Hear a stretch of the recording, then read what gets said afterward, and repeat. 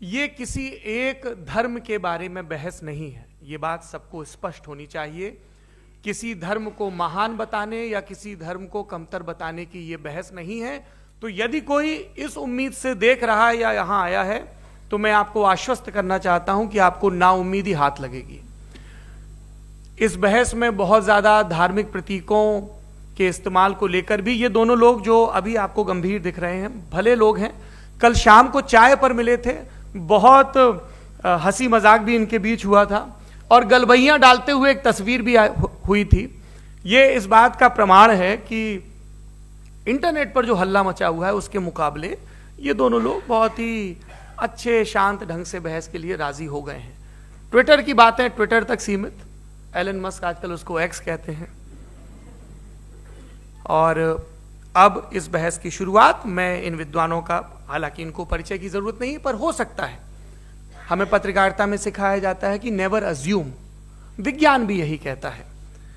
मुफ्ती smile Nadvi साहब Islamic विद्वान, शिक्षाविद हैं, कोलकाता के वाहियान फाउंडेशन के संस्थापक हैं, लखनऊ की प्रतिष्ठित दारुल उलूम नदवतुल उलमा से ग्रेजुएशन किया है, सोशल मीडिया और सार्वजनिक मंचों पर अध्यापन और बौद्धिक कामों में सक्रिय हैं और इस समय इंटरनेशनल इस्लामिक यूनिवर्सिटी मलेशिया से पीएचडी कर रहे हैं।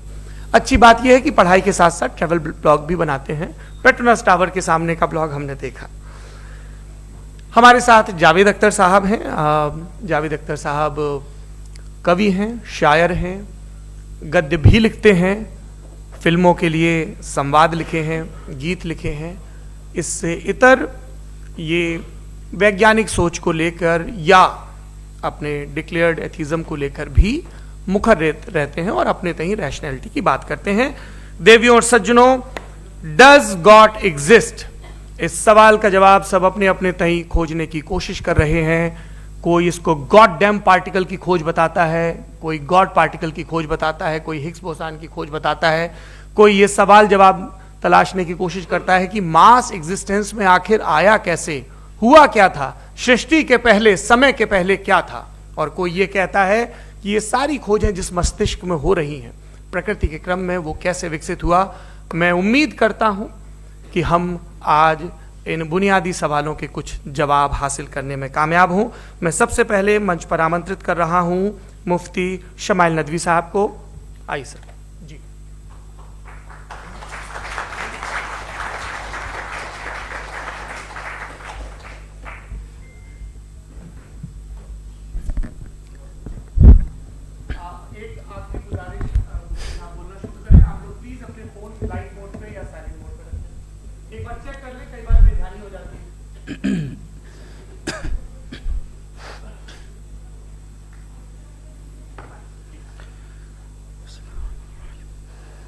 तमाम तारीफ़ें उस क्रिएटर के लिए जिसने इस यूनिवर्स को एक मकसद के तहत पैदा किया है। रिस्पेक्टेड जनाब जावेद अख्तर साहब, मिस्टर सौरभ द्विवेदी और respected audience, thank you all for being here today. आज की डिबेट में चूंकि हम बात करने वाले हैं डज गॉड एग्जिस्ट के टॉपिक पर, तो ये एक ऐसा टॉपिक है जिसके मुताल्लिक कोई भी डिसीजन लेने के लिए अलग अलग स्टैंडर्ड्स हो सकते हैं। लिहाजा डिबेट के शुरू में यह जरूरी है कि हम ये जान लें कि आज के इस टॉपिक में कौन सा स्टैंडर्ड सही होगा और कौन सा गलत होगा। सबसे पहला स्टैंडर्ड जिसे मैं समझता हूं कि हमारे रिस्पेक्टेड जनाब जावेद अख्तर साहब बड़ी तेजी के साथ उसकी तरफ लपकेंगे, वो है साइंस। जबकि साइंस दर हकीकत खुदा के एग्जिस्टेंस को डायरेक्टली साबित करने या उसके एग्जिस्टेंस को डिनाई करने के लिए स्टैंडर्ड नहीं बन सकती। और उसकी वजह क्या है, ये मैं नहीं कह रहा, ये वो लोग कह रहे हैं जो साइंस के एक्सपर्ट्स हैं। नेशनल एकेडमी ऑफ साइंस कहती है science doesn't have the processes to prove और disprove the existence of God. Why? क्योंकि साइंस का ताल्लुक एम्पेरिकल एविडेंस से है और एम्पेरिकल एविडेंसेस का ताल्लुक हमारे नेचुरल और फिजिकल वर्ल्ड से है, जबकि गॉड नॉन फिजिकल और सुपर नेचुरल रियलिटी है। लिहाजा नॉन फिजिकल रियलिटी को आप उस टूल के साथ नहीं चेक कर सकते जिसका काम फिजिकल रियलिटी को तलाश करना है। लिहाजा आज इस डिबेट में गॉड की एग्जिस्टेंस को साबित करने या उसे डिनाई करने में साइंटिफिक एविडेंस को एक्सेप्ट नहीं किया जाएगा। दूसरा स्टैंडर्ड हो सकता है रेविलेशन, कि रेविलेशन के जरिए हम यह साबित करें कि गॉड एग्जिस्ट करता है या नहीं। लेकिन यह स्टैंडर्ड भी आज इररेलेवेंट है। क्यों? क्योंकि रेविलेशन मेरे नजदीक सोर्स ऑफ नॉलेज है, वैलिड सोर्स ऑफ नॉलेज है, लेकिन हमारे जावेद अख्तर साहब के नजदीक ये वैलिड सोर्स ऑफ नॉलेज नहीं है। लिहाजा आज की डिबेट में मैं एक भी एविडेंस किसी भी मजहबी स्क्रिप्चर से नहीं दूंगा, ताकि जावेद अख्तर साहब के लिए वो अनएक्सेप्टेबल ना हो। तीसरा जो मेयार हो सकता है वो है ऑब्जर्वेशन, कि भाई कोई कहे कि हमें खुदा दिखाओ, अगर है तो दिखाओ, या ये कि खुदा के एग्जिस्टेंस पर एम्पेरिकल एविडेंस दो, तो यह है दर हकीकत गलत टूल का इस्तेमाल करना। यह ऐसा ही है कि जावेद साहब मुझसे यह मुतालबा करें कि मुफ्ती साहब आप मेटल डिटेक्टर के जरिए प्लास्टिक डिटेक्ट करके दिखाएं। अब चूंकि प्लास्टिक डिटेक्ट नहीं हो पा रही है, लिहाजा plastic does not exist. No, you are using the wrong tool. इस टूल से प्लास्टिक को डिटेक्ट नहीं किया जाता। लिहाजा मैं समझता हूं कि गॉड के एग्जिस्टेंस पर एम्पेरिकल एविडेंस का मुतालबा करना एक बचकाना मुतालबा है, और हमारे रिस्पेक्टेड जनाब जावेद अख्तर साहब इस स्टेज से अब बहुत आगे निकल चुके हैं। अब बचता है एक ही स्टैंडर्ड, और वो स्टैंडर्ड है अक्ल, लॉजिक, रीजनिंग। और यही वो स्टैंडर्ड है जिसके तहत गॉड की एग्जिस्टेंस को साबित किया जाएगा या गॉड की एग्जिस्टेंस को डिनाई किया जाएगा। लेकिन चूंकि ये बहुत इंपॉर्टेंट और सेंसिटिव टॉपिक है, इसलिए लॉजिकल आर्ग्यूमेंट भी ऐसा होना चाहिए जो डेफिनेटिव हो, इनडेफिनेटिव ना हो, जो 2 और 2 4 की तरह बिल्कुल वाजे हो, जिसे लॉजिकली रिजेक्ट करना पॉसिबल नहीं हो। फॉर एग्जाम्पल हम कहें हमारे रिस्पेक्टेड मिस्टर सौरभ साहब, ये एक इंसान है और तमाम इंसान कॉन्शियस बीइंग है, लिहाजा नतीजा क्या निकला? हमारे सौरभ साहब भी कॉन्शियस बीइंग है। क्या ये इनडेफिनेट आर्ग्यूमेंट है या डेफिनेट आर्ग्यूमेंट है? ये डेफिनेट आर्ग्यूमेंट है।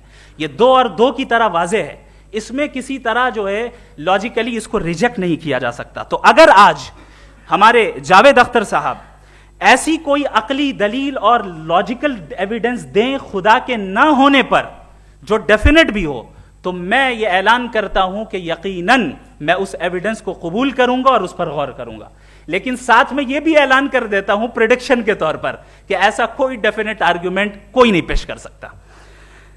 दलील हम देंगे और डेफिनेटिव दलील देंगे, लॉजिकल दलील देंगे, ऐसी दलील देंगे जो एंटायर एथिस्टिक वर्ल्ड उसे रेफ्यूट नहीं कर सकती। चलें अब हम एक एग्जाम्पल सोचते हैं, एक सिनेरियो, सिंपल सिनेरियो, तमाम ऑडियंस से गुजारिश है, हम और आप एक आइसोलेटेड आइलैंड पर हैं, ऐसा आइलैंड जहां पे हमसे पहले कोई कभी नहीं गया। चलते चलते आपके सामने अचानक आपने देखा एक पिंक कलर की बॉल पड़ी हुई है। सबसे पहला सवाल आपके जहन में क्या आएगा कि ये बॉल यहां क्यों आई, कैसे आई, ये पिंक कलर की ही क्यों है, कोई और कलर भी हो सकता था, ये इसी शेप में क्यों है, कोई और शेप भी हो सकता था। नेचुरली आप इस तरफ पहुंचेंगे कि कोई ना कोई है जिसने इन स्पेसिफिक प्रॉपर्टीज के साथ इस बॉल को बनाया है और यहां पे रखा है। चूंकि आप जानते हैं कि ये जो बॉल है इसका एग्जिस्ट करना जरूरी नहीं है, ये एग्जिस्ट कर भी सकती थी, नहीं भी कर सकती थी, और एग्जिस्ट करना ही था तो किसी और फॉर्म में करती, किसी और कलर में करती। अब आप इस बॉल को एक्सपैंड करते चले जाएं, एक्सपैंड करते चले जाएं, एक्सपैंड करते चले जाएं, यहां तक कि ये बॉल यूनिवर्स के साइज की हो जाए। बताइए कि क्या साइज के बढ़ जाने से सवाल बदल जाएगा? हरगिज नहीं बदलेगा। अभी भी सवाल रहेगा, ये यूनिवर्स कहां से आया, इन स्पेसिफिक प्रॉपर्टीज के साथ कहां से आया, क्यों आया, किसने बनाया, यह सवाल उस वक्त भी वैलिड रहेगा। लेकिन यह सवाल अगर हम जनाब जावेद अख्तर साहब से करें तो चूंकि इनका वर्ल्ड व्यू एथिस्टिक है, और सिर्फ इनका नहीं, मतलब जितने भी एथिस्ट हैं और एथिस्टिक वर्ल्ड व्यू को रखने वाले से अगर आप ये सवाल करें कि ये यूनिवर्स कहां से आया, तो इनका जवाब या तो आर्ग्यूमेंट फ्रॉम इग्नोरेंस होगा या डॉगमेटिक होगा। या तो ये कहेंगे कि मुझे नहीं पता कि ये कहां से आया, लिहाजा गॉड डज नॉट एग्जिस्ट, ये आर्ग्यूमेंट फ्रॉम इग्नोरेंस है, या ये कहेंगे कि ये यूनिवर्स खुद ब खुद बन गया। इसका मतलब ये है कि उस बॉल को भी खुद ब खुद बन जाना चाहिए, लेकिन बॉल के ताल्लुक से ये एक्सप्लेनेशन एक्सेप्ट नहीं की जाएगी कि ये खुद ब खुद बन गई, लेकिन यूनिवर्स के ताल्लुक से कर दिया जाएगा। इसे हम दूसरे अल्फाज में डॉगमा भी कह सकते हैं। दूसरी चीज, हमारे जावेद अख्तर साहब जरूर गॉड ऑफ गैप्स की मिसाल भी जरूर देंगे और मिसाल देंगे कि पहले जमाने में बिजलियां कड़कती थी तो लोगों ने किसी एक खुदा की तरफ और बारिश होती थी तो दूसरे खुदा की तरफ मंसूब कर दिया, उनके पास दलील नहीं थी। यह हमारा वर्ल्ड व्यू है ही नहीं, यह हमारा वर्ल्ड व्यू है ही नहीं, क्योंकि नेचुरल फेनोमेना के प्रोसेस की इंटरप्रिटेशन को जान लेने से यह कहां से साबित हो गया कि गॉड एग्जिस्ट नहीं करता है। इस पर मैं इंशाअल्लाह अभी आगे बात करूंगा। आप हजरात ये भी देखेंगे और मैं ये एक्सपेक्ट करता हूं कि हमारे रिस्पेक्टेड जनाब जावेद अख्तर साहब जरूर इमोशनल आर्ग्यूमेंट्स भी देंगे, जो कि एक लॉजिकल फेलेसी है जब बात आती है ट्रुथ को डिसाइड करने में। क्यों? मिसाल के तौर पर वो कहेंगे कि अगर गॉड है तो ईविल क्यों एग्जिस्ट करता है, जबकि मैं कहता हूं ईविल का एग्जिस्ट करना गॉड के एग्जिस्ट करने की दलील है, उसके खिलाफ नहीं है। चूंकि अगर गॉड है तो हम सब उसके सामने अकाउंटेबल हैं, और अगर हम अकाउंटेबल हैं तो अकाउंटेबिलिटी के लिए ईविल का मौजूद होना जरूरी है, उसके बगैर हम अकाउंटेबल नहीं हो सकते। और अगर हम अकाउंटेबल नहीं हैं तो हम जनाब जावेद अख्तर साहब से पूछेंगे कि आप बताएं कि फिर सफरिंग इस दुनिया में क्यों है? अगर खुदा नहीं है तो सफरिंग क्यों है? और उन लोगों के जज्बे का क्या जिनके अंदर सफरिंग के बाद इंतकाम लेने का जज्बा पाया जाता है और वो इस दुनिया से ऐसे ही चले गए, क्या उनकी सारी तकलीफें बेकार चली जाएंगी? अब आ जाएं उसी एग्जाम्पल की तरफ कि बॉल, मुझसे अगर कोई पूछे इस बॉल को किसने बनाया और या इस एक्सपेंडेड बॉल को किसने बनाया, मैं कहूंगा कि चूंकि ये यूनिवर्स और इस यूनिवर्स की तमाम चीजें कॉन्टिंजेंट हैं। कॉन्टिंजेंट होने का मतलब ये होता है कि जो अपने एग्जिस्टेंस पे किसी के ऊपर डिपेंड करती हो, तो जाहिर है ये यूनिवर्स कॉन्टिंजेंट है। और अगर कोई चीज कॉन्टिंजेंट नहीं है तो मैं रिक्वेस्ट करूंगा कि मुझे दिखा दें कि कौन सी चीज यूनिवर्स में कॉन्टिंजेंट नहीं है, हम भी जरा गौर कर लें और हम भी देख लें।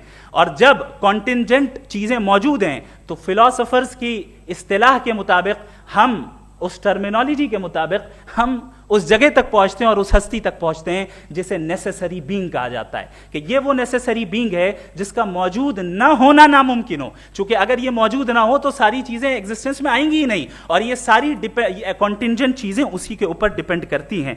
अब अगर आप ये सवाल करते हैं कि फिर उस हस्ती को किसने बनाया, फिर उसका कॉज क्या है, फिर उसका कॉज क्या है, फिर उसका कॉज क्या है, और एंडलेसली चले जाएं, इसे हम कहते हैं इन्फिनिट रीग्रेस ऑफ कॉजेस, जो कि लॉजिकल फेलेसी है।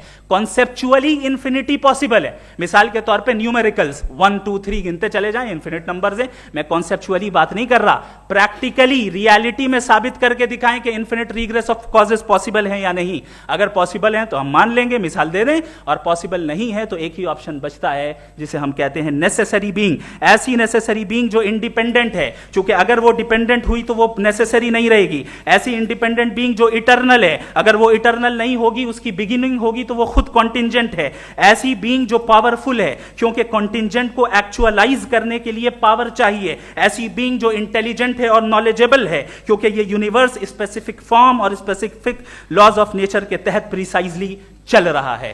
Thank you. थैंक यू मुफ्ती साहब। मैं इन दलीलों के बाद जावेद अख्तर साहब से गुजारिश करूंगा, आप बैठ के बोलना चाहेंगे? जी।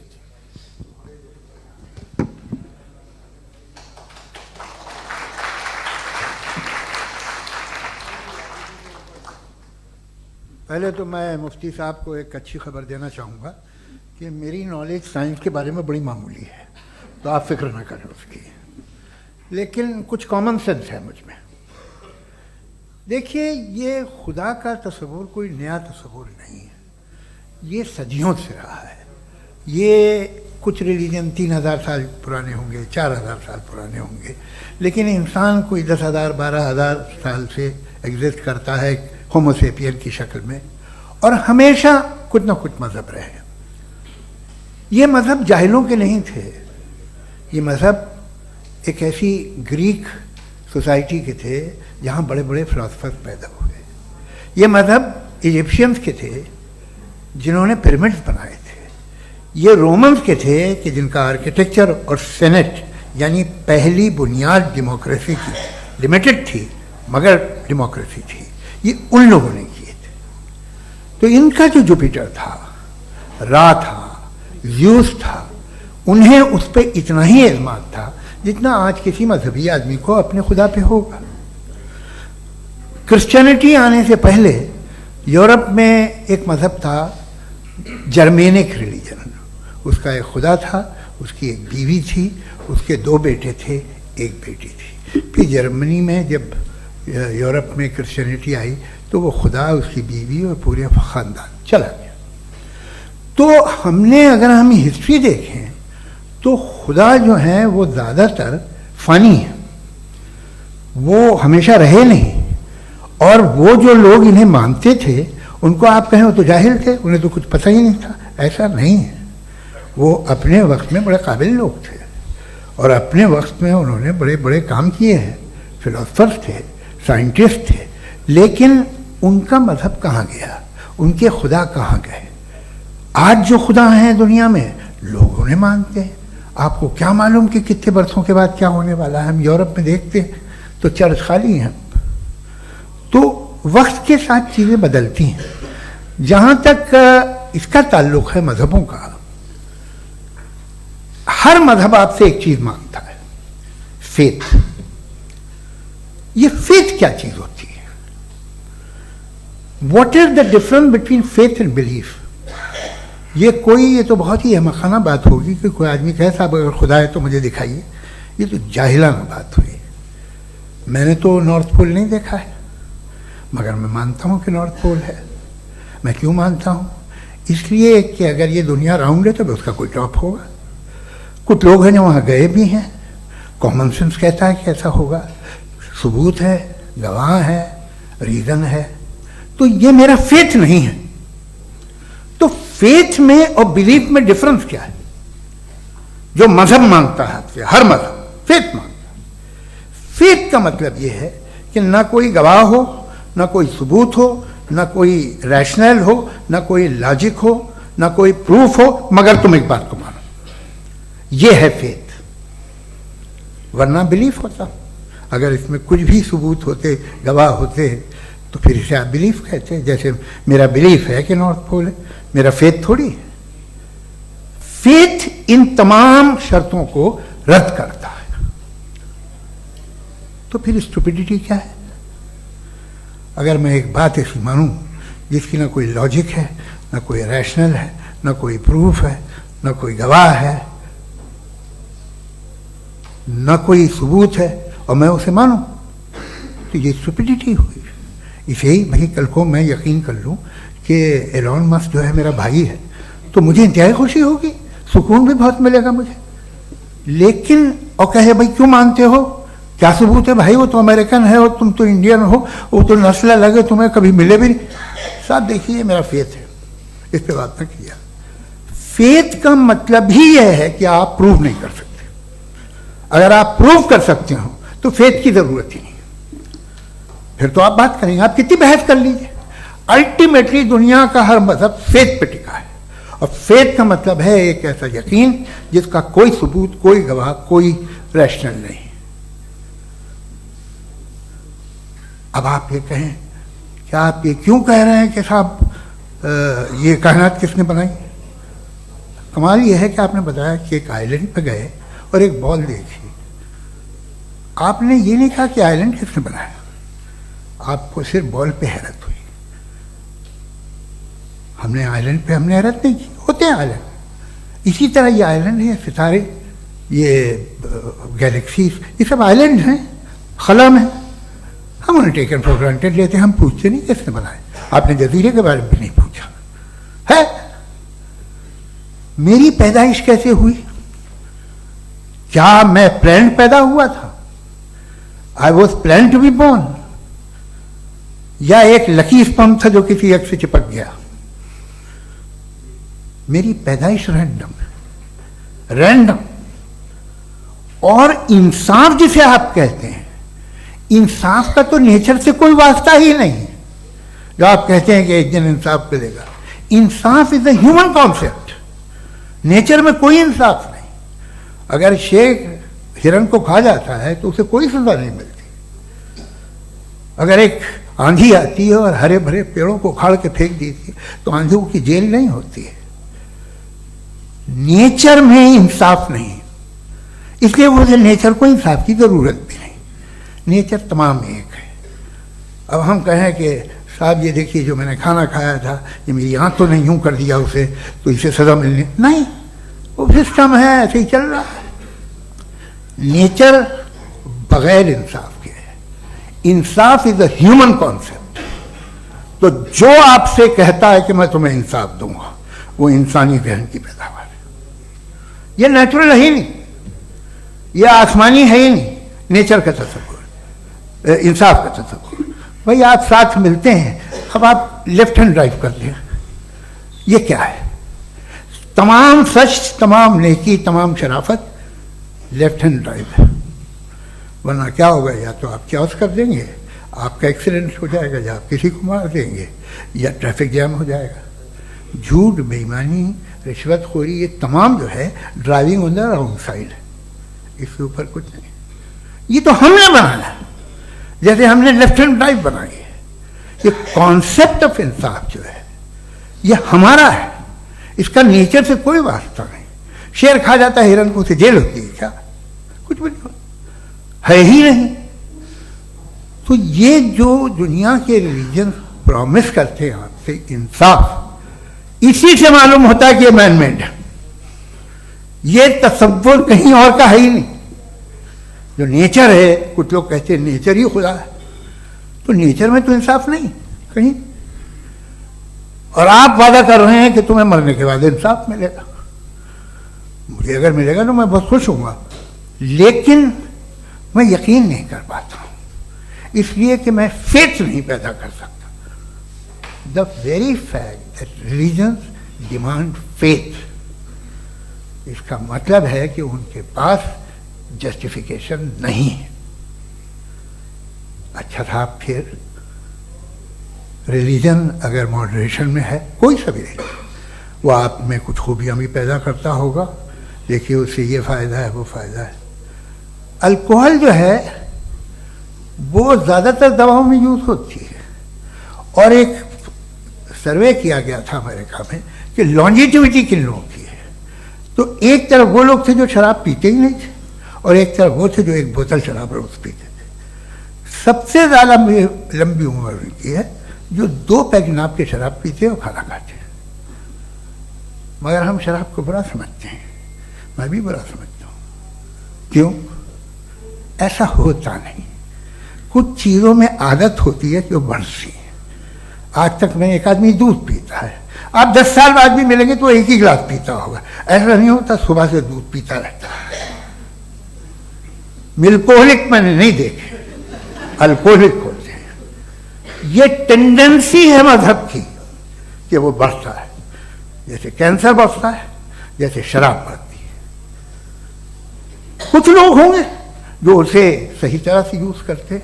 मुझे यकीन है कि हमारे मुफ्ती साहब भी उनमें से एक, इनसे बहुत खुशी हुई मुझे इनसे मिलकर। लेकिन कितने लोग हैं कि आज आप देखते हैं दुनिया में जो तबाहियाँ हैं, इनमें कितना हाथ है उन लोगों का जो बिलीवर कहते थे मजहब ये नहीं कहता, ना कहता होगा, मगर जब ये मजहब पीते हैं तो ऐसे बिहेव करते हैं। थोड़ा सा अगर हो तो शायद बहुत अच्छी बात, लेकिन शराब थोड़ी सी नहीं रहती, उसमें टेंडेंसी है। पहले थोड़ा सा अगर 2-3 कैंसर के सेल हो ना बॉडी में तो आदमी सिम रहेगा, लेकिन वो 2-3 सेल नहीं रहते, वो मल्टीप्लाई होते हैं। जावेद साहब, टाइम पूरा हो गया। टाइम हो गया, तो बस बात खत्म हो गई। अच्छा, मुझे कुछ और कहने को था भी नहीं। जी, मैं पहले जवाबी दौर के लिए इनवाइट कर रहा हूं मुफ्ती साहब को। Your rebuttal round 1, you have 7 minutes.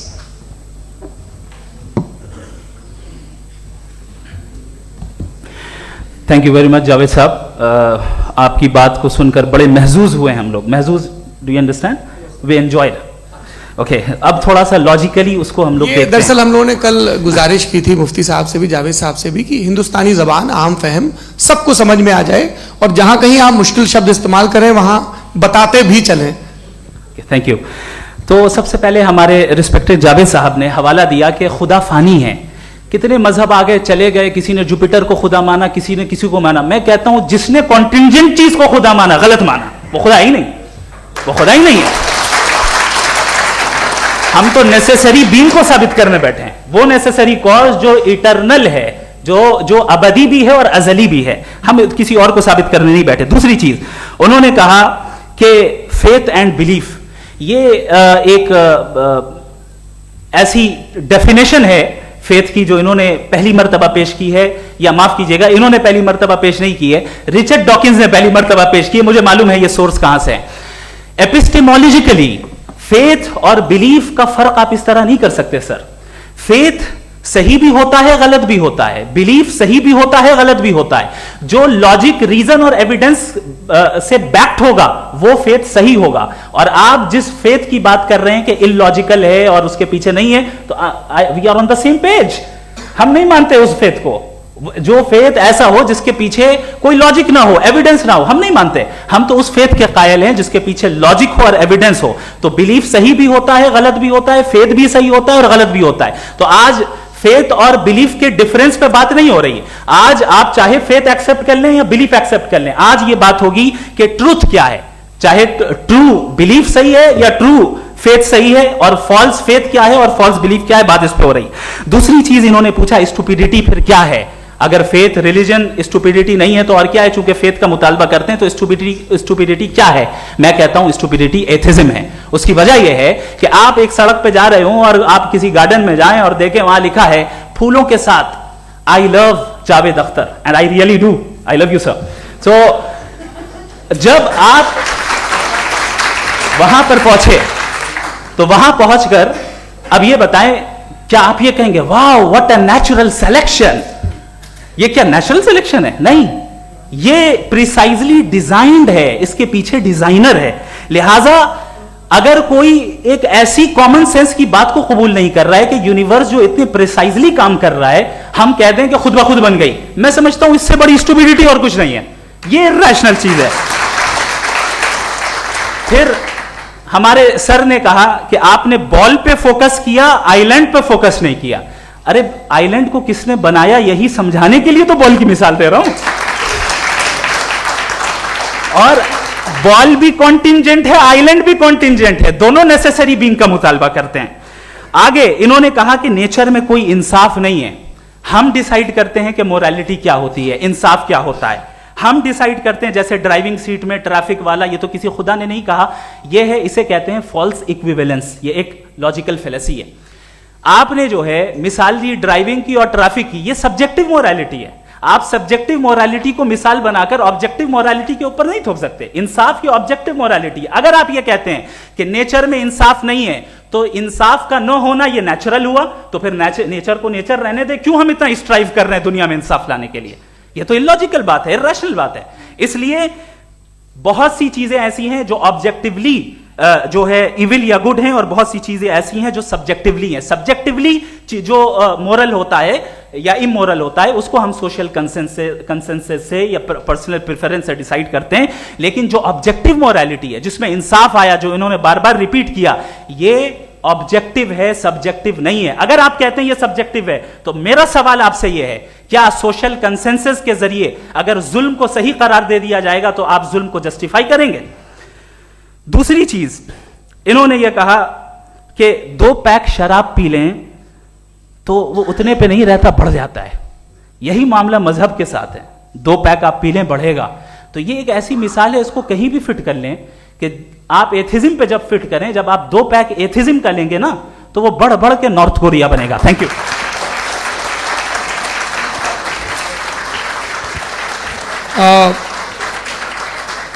First round के रिबटल के लिए मैं जावेद साहब को इनवाइट कर रहा हूं। आपके पास 7 मिनट का वक्त है, रीसेट कर दीजिएगा प्लीज। मुझे इस बात की खुशी है कि मुफ्ती साहब ने भी मान लिया कि नेचर में कोई इंसाफ नहीं है। तो कोई भी चीज़ जो इंसान ने नहीं बनाई है उसमें इंसाफ नहीं होता है। एक बात मैं आपसे अर्ज़ करूँ, जरा पता लगा लीजिएगा, ये जो आप बाग में जाते हैं बेहद खूबसूरत फूल देखते हैं ना, इनमें से कोई नेचुरल नहीं है। ये सारे फूल क्रॉस करके बनाए गए हैं। जो जंगल में फूल होते हैं निहायत मामूली होते हैं, ये फूल इंसानों ने बनाए हैं। जो आप बाग में देख के वाह वाह कहते हैं, ये इंसानों के बनाए हुए हैं। डिफरेंट फूलों को क्रॉस करके, डेवलप करके, फिर क्रॉस करके इस तरह से बनाए गए। नेचुरल फ्लावर नहीं। किसी जंगल वीरान में जाके आप गुलाब के फूल नहीं देखेंगे। ये सब बनाए हुए इंसान ने, बहुत से काम इंसान ने किए हैं। बाकी है कि आपने मेरी एक बात का जवाब नहीं दिया, जिससे मुझे शिकायत है कि फेथ क्या है और आप फेथ मांगते क्यों हैं मुझसे? आप तो लॉजिकल हैं, आपके पास तो सारे रैशनल्स हैं, आपके पास सारे सबूत हैं, तो आपको फेथ की डिमांड क्यों करते हैं कि भाई तुम सरेंडर कर दो और सवाल मत करो? कोई मजहब सारे सवाल करने की इजाजत नहीं देता है और मना करता है कि दादा सवाल ना करो, बह जाओगे तुम। आप क्यों रोकते हैं? हकीकत यह है कि इंसानी तारीख क्या है। इंसानी तारीख ये है कि दुनिया में दो तरह के लोग हुए हैं। एक वो जिन्होंने अपनी लाइल्मी की परस्तिश की है, दूसरे वो जिन्होंने अपनी इग्नोरेंस या लाइल्मी से झगड़ा किया है और मालूम किया है कि क्या है। ये जो आप कह रहे हैं, आज आप हैरान हैं कि भाई ये यूनिवर्स कैसे बनी। लोग हैरान थे कि सूरज डूबता है तो इधर से कैसे निकलता, और आप एक कदम जाके हमेशा का मानने को तैयार है, एक कदम पीछे ही मान जाइए। भाई आप इसके बाद जाते हो, कहते सवाल ना करना कि ये कहाँ से आया, ये पावर तो हमेशा से हमेशा रहेगी। तो आप यूनिवर्स के बारे में मानने में क्या तकलीफ है? एक कदम पहले रुक जाइए, ये हमेशा से थी या नहीं थी हमें मालूम नहीं है।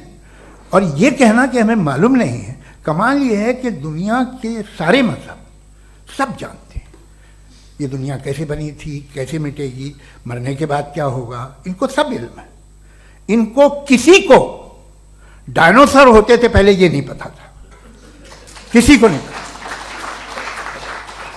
किसी भी दुनिया की मजहबी किताब में डायनासोर का जिक्र नहीं है, लेकिन बाकी सब बातें, how to make universe in 4 easy lessons and बाकी सब पता है।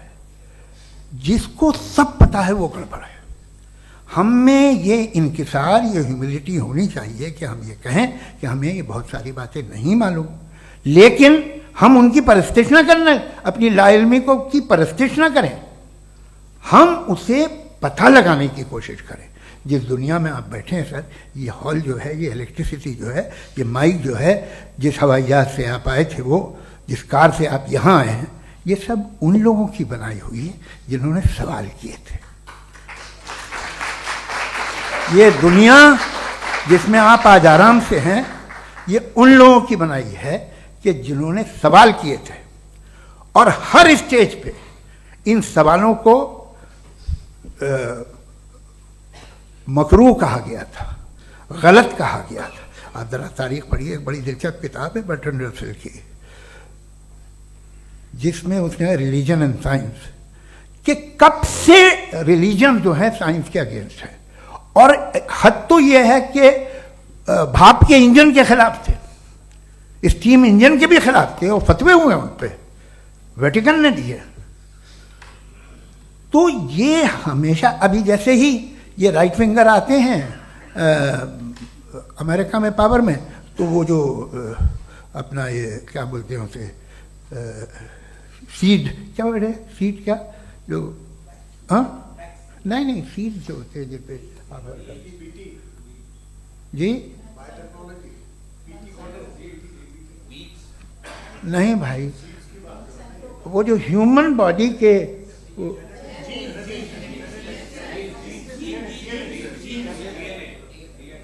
उस पर रिसर्च बंद हो जाती है, रिपब्लिकन नहीं करने देते। अरे भाई इतना डर क्या है तुम्हें?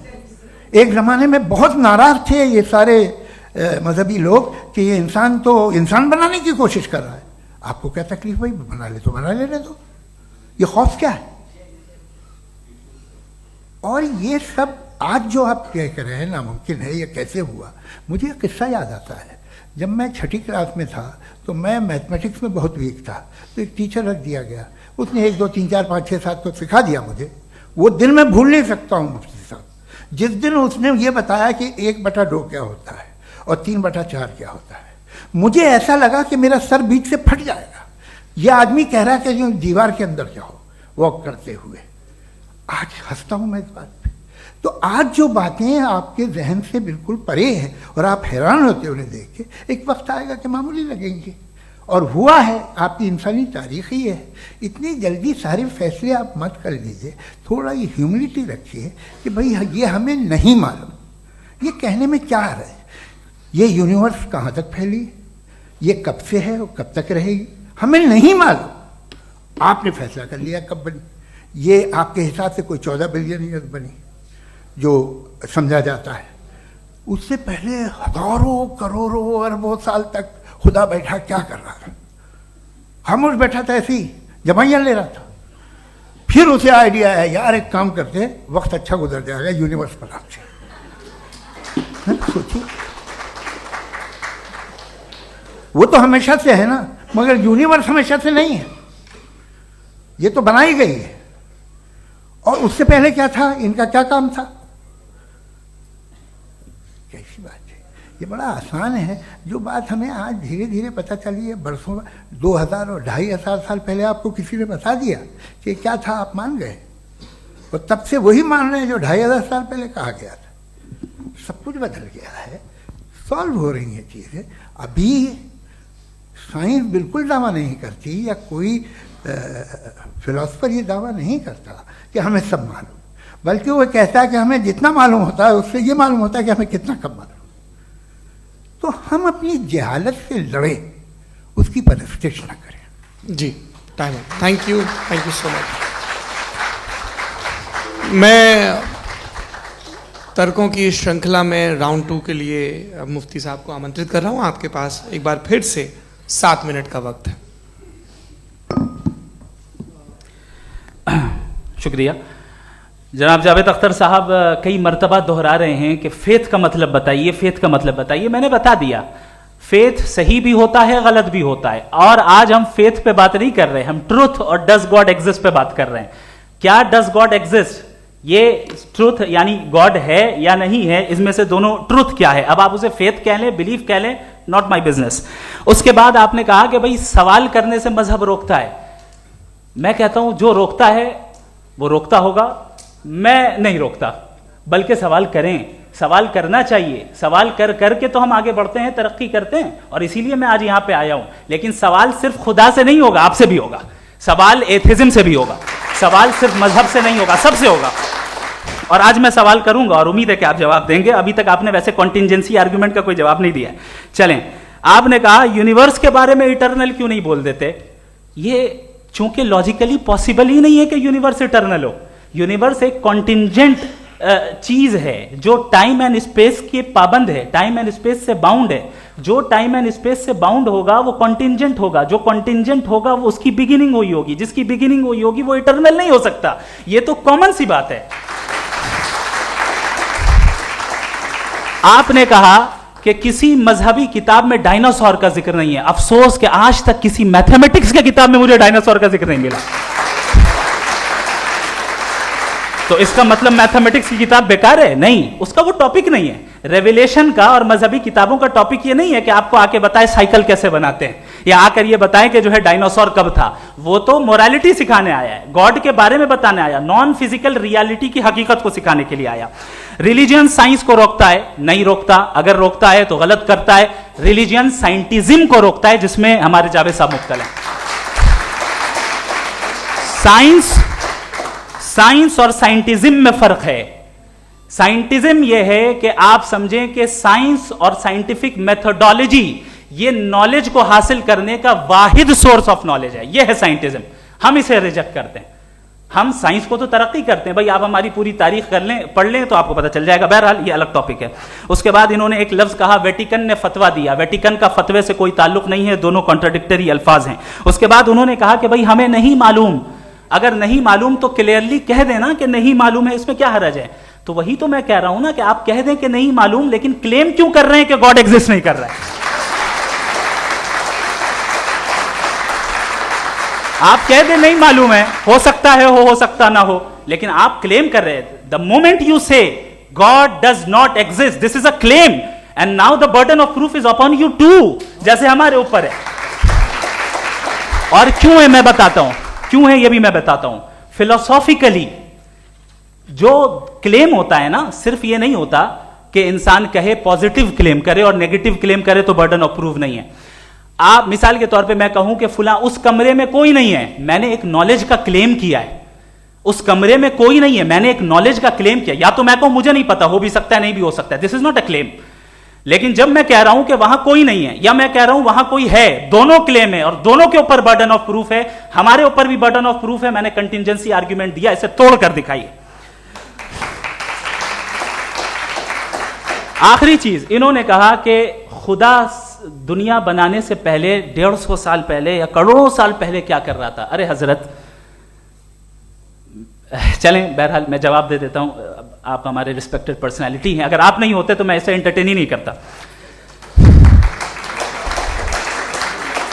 टाइम, ये 100 साल पहले या 100 साल बाद, पहले बाद में अभी, ये वो अल्फाज हैं जिनका ताल्लुक टाइम से है। टाइम शुरू ही हुआ है यूनिवर्स की बिगिनिंग के बाद, तो उसके पहले खुदा क्या कर रहा था? सवाल इलॉजिकल है, ये फेलेसी है। यानी आप ये कह रहे हैं कि यूनिवर्स के बनने से पहले खुदा क्या कर रहा था? टाइम के बनने से पहले, पहले का ताल्लुक टाइम से, टाइम उस वक्त था ही नहीं, तो ये सवाल ही इनवैलिड है खुदा के ताल्लुक से। दूसरी चीज, आर्ग्यूमेंट ऑफ कंटिंजेंसी जो मैंने आपके सामने पेश की है, आपने बार बार ये प्रूफ किया और ये कह रहे हैं कि गॉड ऑफ गैप्स। देखिए, पहले नहीं मालूम था, साइंस ने कर दिया। सिंपल्स की मिसाल से मैं समझा देता हूं। जिस गैप्स की आप बात कर रहे हैं ना, साइंस उन गैप्स को जिन चीज के जरिए भी प्रूव करेगा वो कॉन्टिंजेंट ही होगा, अब चाहे वो फोर्स हो, मैटर हो या एनर्जी हो। लिहाजा सवाल हमारा उस वक्त भी वैलिड होगा जब तक कि आप नेसेसरी बीइंग पे ना आ जाएं, और इन्फिनिट रिग्रेस पॉसिबल नहीं है of causes in practical world, तो जाहिर है कहीं रुकना पड़ेगा, जहां रुकेंगे वही खुदा है। दूसरी चीज, आपने ये कहा, क्या कह रहा था मैं, किस पॉइंट को? What? Oh no, after that, just now. हाँ, जहां रुकेंगे वही खुदा है। बहरहाल, तो टाइम का जिक्र हो गया, गॉड ऑफ गैप, सॉरी, या इसकी एक मिसाल आप ले लें। एक कार है, एक साहब ने देखा कि भाई कार जो है उसके व्हील्स कितने अच्छे लगे हुए हैं, सही जगह पे, स्टीयरिंग जो है कितने अच्छे जगह पे लगी हुई है, और सीट्स कितने वेल डिजाइंड है, कितनी प्रिसाइजली ये कार काम कर रही है, तो जरूर कोई ना कोई इसे क्रिएट किया है, किसी ने क्रिएट किया है। अब जावेद साहब आए और कहे, अरे जनाब बोनेट खोलिए, इसमें इंजन है, इंजन इस कार को चला रहा है, hence prove no one has created the car. This is illogical, this is irrational. आपने इंजन के जरिए उस गैप को तो साबित किया, लेकिन क्या उससे कार की जो क्रिएशन है और उसका जो क्रिएटर है ये इम्पॉसिबल हो जाए? ऐसा पॉसिबल है? उसका सवाल खत्म हो जाए, ऐसा पॉसिबल है? नहीं। आपने गैप्स को फिल करके, कॉन्टिंजेंट चीजों से गैप्स को फिल करके हमारे ऑब्जर्वेशन को और ब्रॉड कर दिया। अब हमें और पता चल गया कि ये जो कार है इसका सिस्टम कितना ज्यादा कॉम्प्लेक्स है। पहले कम समझते थे, अब कॉम्प्लेक्सिटी और ज्यादा वाजे हो गई। अब हमें समझ में आ रहा है कि हमारी सर्टेनिटी और बढ़ गई कि जरूर इस कार को किसी ना किसी ने बनाया। यही मामला यूनिवर्स का है। साइंस हमेशा फिजिकल वर्ल्ड की चीजों को ही फिल करती जाएगी और फिजिकल चीजों से ही करती जाएगी, चूंकि एम्पेरिकल एविडेंस का ताल्लुक फिजिकल वर्ल्ड से है। आप साइंस के जरिए मेटाफिजिकल रियलिटी को कभी साबित नहीं कर सकते। ये रॉन्ग टूल का इस्तेमाल करना है। ये वही काम है कि आप मेटल डिटेक्टर से प्लास्टिक डिटेक्टर करने चलें, जो कि जाहिर है सही नहीं है। Thank you.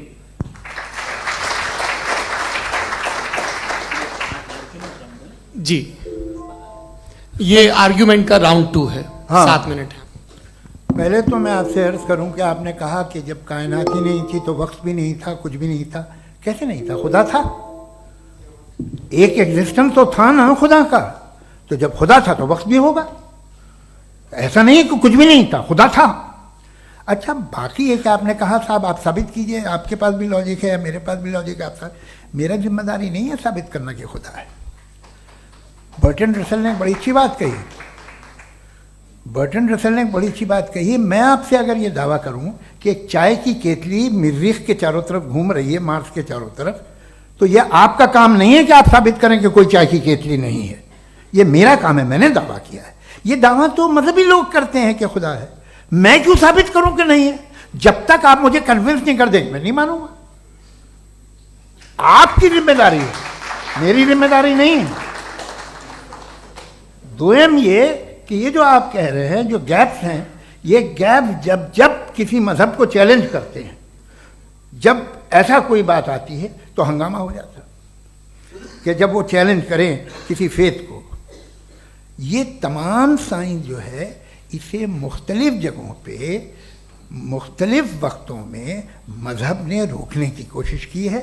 ये किताब है religion and science, Burton Russell की, पढ़िएगा, अच्छी लगेगी आपको।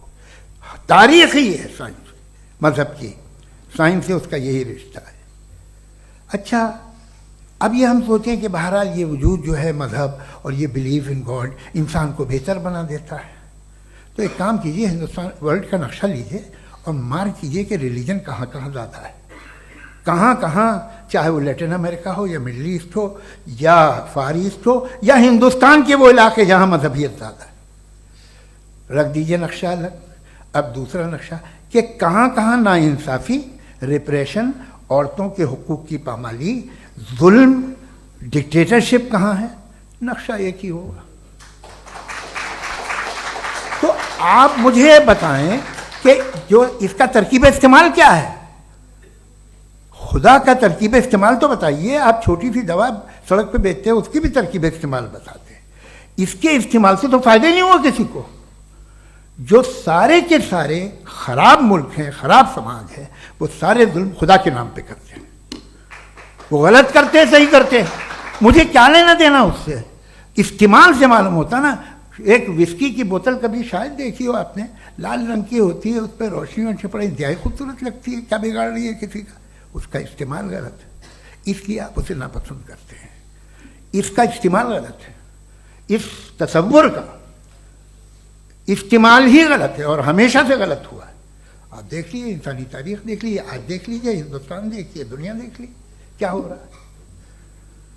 इसे कैसे इस्तेमाल कर रहे हैं फेथ वाले लोग, क्या फेयर हैं, जस्ट हैं, जो अपने खुदाओं पे यकीन रखते हैं, वो किस तरह के लोग हैं।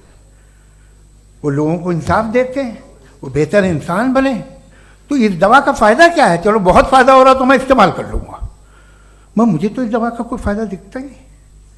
मुझे तो ऐसा लगता, मैं एक और बात बताऊं, अगर कोई आदमी मजहबी है और अच्छा आदमी है तो मैं उसकी बहुत इज्जत करता हूँ, इसलिए कि मेरा ख्याल है मजहबी आदमी का अच्छा होना मुझसे अच्छा होने से ज़्यादा मुश्किल है। भाई हर चीज़ की एक लिमिट है। आप इतना भाग सकते हैं, इतना नहीं भाग सकते, इतना वजन उठा सकते, इतना नहीं उठा सकते, इतना दूर देख सकते हैं, इतना दूर नहीं देख सकते। उसी तरह कॉमन सेंस कहता है कि आप में नेकी का भी एक कोटा होगा। अब आप अगर सुबह जाते हैं अपनी इबादत गाह और इबादत करते हैं, तो बाहर निकलते हैं तो आप तो यही महसूस करते हैं कि आपने एक बहुत अच्छा काम किया, आपकी नेकी का एक बहुत बड़ा कोटा खर्च हो गया जिससे किसी का कोई फ़ायदा नहीं हो। मैं तो नहीं जाता हूँ तो मुझे तो किसी को खाना खिलाना पड़ेगा, किसी बेवा की मदद करनी पड़ेगी, मैं अपना कोटा कैसे कंज्यूम करूँ। आप अपना कोटा सारे मजहबी लोग इंतहाई यूजलेस कामों में यूज़ करते हैं, उसके बाद भी अगर आप में बच्ची है थोड़ी सी शराफत, तो भाई वाह क्या बात है।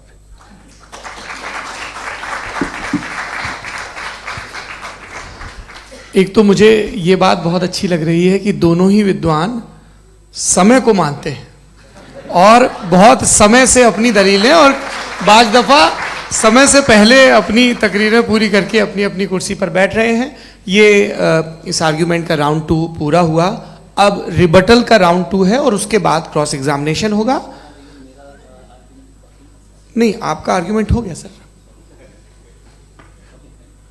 हमारे यहाँ स्कूल के सिलेबस में पंच परमेश्वर कहानी पढ़ाई जाती है, प्रेमचंद जी की लिखी हुई। आप निश्चिंत रहिए, आपके कोई राउंड में मिस नहीं होने दूंगा। रिबटल का राउंड 2, मुफ्ती शमाइल नदवी साहब।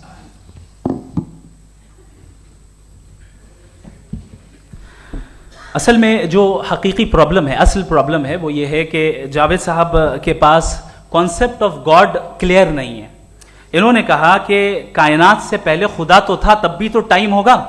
ये टाइम कायनात का हिस्सा है। हम खुदा, उस खुदा को मानते हैं नेसेसरी बीइंग का टाइमलेस होना जरूरी है, चूंकि वो टाइम का क्रिएटर है। जब उसने टाइम को क्रिएट किया तो वो खुद टाइम पे कैसे होगा? उसने जब स्पेस को क्रिएट किया तो खुद स्पेस में कैसे होगा? अगर वो टाइम एंड स्पेस को पहले से ही उसका पाबंद है तो फिर किस चीज को उसने क्रिएट किया?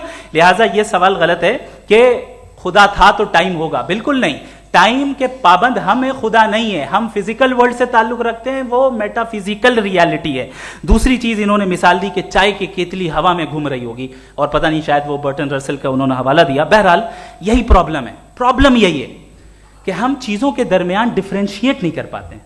ये जो आपने मिसाल दी ये इमेजिनेशन है, और मैं जो साबित कर रहा हूं वो लॉजिकल नेसेसिटी है।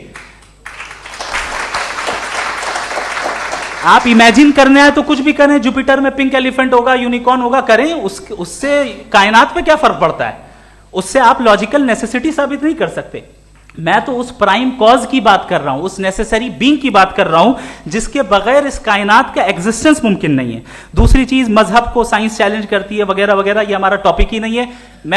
मैं इस पे बात करूंगा तो फिर मेरा वक्त चला जाएगा। मजहब के ऊपर चूंकि हमारी डिस्कशन नहीं है, साइंस को मजहब और बिलखुसूस मैं और हमारा वर्ल्ड व्यू कम अज कम साइंस को पीछे नहीं करता है, साइंटिज्म की मजम्मत करता है। इसकी वजाहत मैंने पहले कर दी। दूसरी चीज इन्होंने कहा वर्ल्ड का नक्शा लीजिए, वर्ल्ड मैप लीजिए, दो अलग अलग जगह की। हजरत मैंने ये होमवर्क किया था और मैंने मिडिल ईस्ट का एक नक्शा लिया और यूरोप का एक नक्शा लिया, ये मजहबी इलाका और ये लिबरल और एथीस्ट इलाका। मुझे पता चला कि सबसे ज्यादा रेप केसेस जो हैं वहां पर है।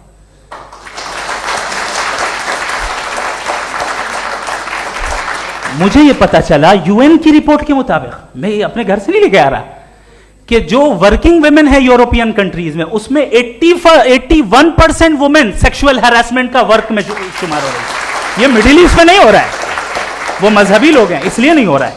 दूसरी चीज, आपने ये कहा कि मजहबी आदमी का अच्छा होना हमारे अच्छे होने से बहुत मुश्किल है, बहुत मुश्किल है। तो इसका मतलब यह है कि गॉड के अलावा आपके पास अच्छे और बुरे का कोई स्टैंडर्ड है। मैं चाहूंगा कि कन्वर्सेशनल स्टाइल वाली डिस्कशन और सेगमेंट पे इसी पे बात कर लेते हैं। Thank you very much.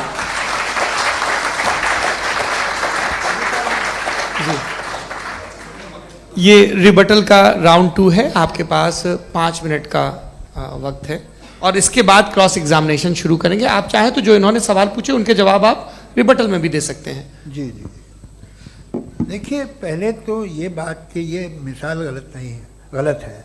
इन्होंने पहले ही हमको डिसार्म कर दिया, कह लिया अकल से मामला सॉल्व नहीं हो सकता, लॉजिक से आप पहुंच नहीं सकते। ये एक मेटाफिजिकल चीज़ है। मेटाफिजिकल अजीब सा लफ्ज़ है, ठीक से किसी को माने नहीं मालूम इसके, तो ऐसा लगता है कुछ बड़ी चीज़ है। अरे भाई क्या होता है मेटाफिजिकल, बताओ, खड़ी हो। ये एक लफ्ज़ है जो कहीं भी इस्तेमाल हो जाता है। जब आप एक बात कर रहे हैं और आप मुझसे बहस कर रहे हैं तो मुझे मेटाफिजिकल मत बताइए, आप लॉजिकली मुझे प्रूफ किए। और अगर लॉजिकली आप नहीं बात करते साहब ये मेटाफिजिकल है, तो फिर हम आप बात क्या कर रहे हैं?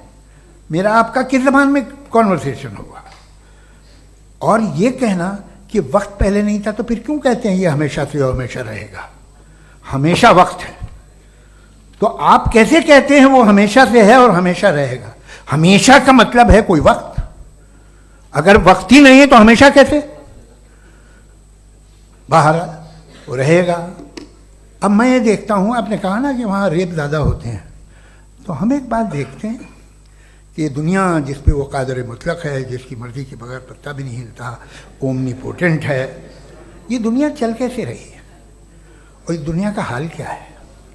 45,000 बच्चे जो 10 साल की उम्र से कम थे वो गाजा में मरे।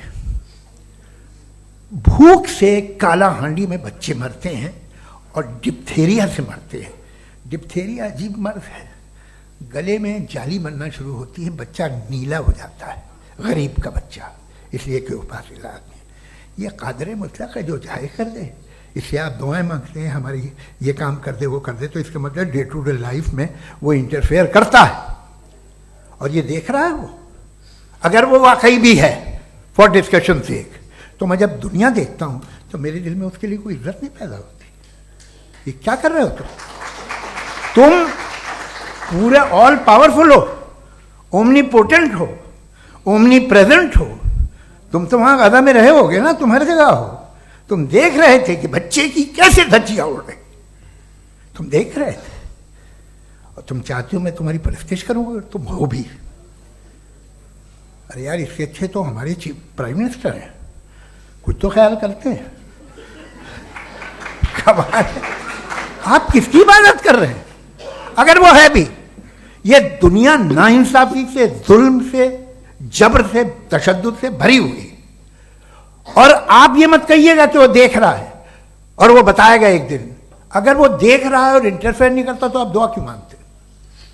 आप कहते हैं मेरा ये काम करा दे, इसके मतलब है वो दखल दे सकता है, वो आपको नौकरी दिलवा सकता है, भले दूसरे आदमी को न मिले, मगर आपका काम कर देगा चूंकि आपने दुआ मांगी है। तो जब वो आपको नौकरी दिला सकता है, लड़की की शादी कर सकता है, बेटे को ग्रीन कार्ड दिलवा सकता है, तो कम से कम ये जो मर रहे हैं बच्चे, इनको रोक दे, कुछ तो करे। मुझे तो दुनिया में, इस दुनिया का कोई मालिक है, इसका ओमनीपोटेंट कोई रूलर है, और ये दुनिया ऐसी चल रही है। मैं तो चाहूँगा कि भाई ना हो, अगर हो तो बड़ी शर्मिंदगी की बात है। शुक्रिया।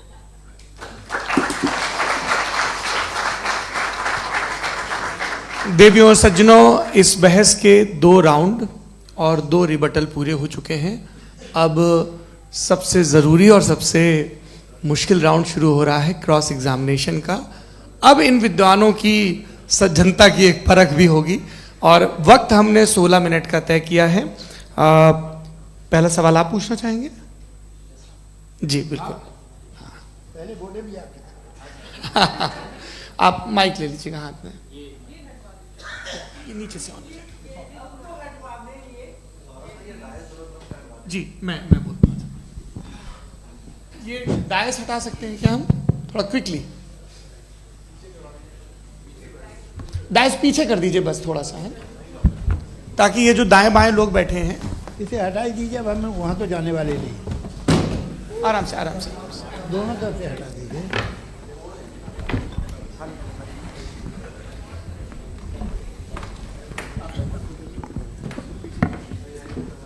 इस बीच आप लोग भी अपने अपने सवाल तैयार कर लें।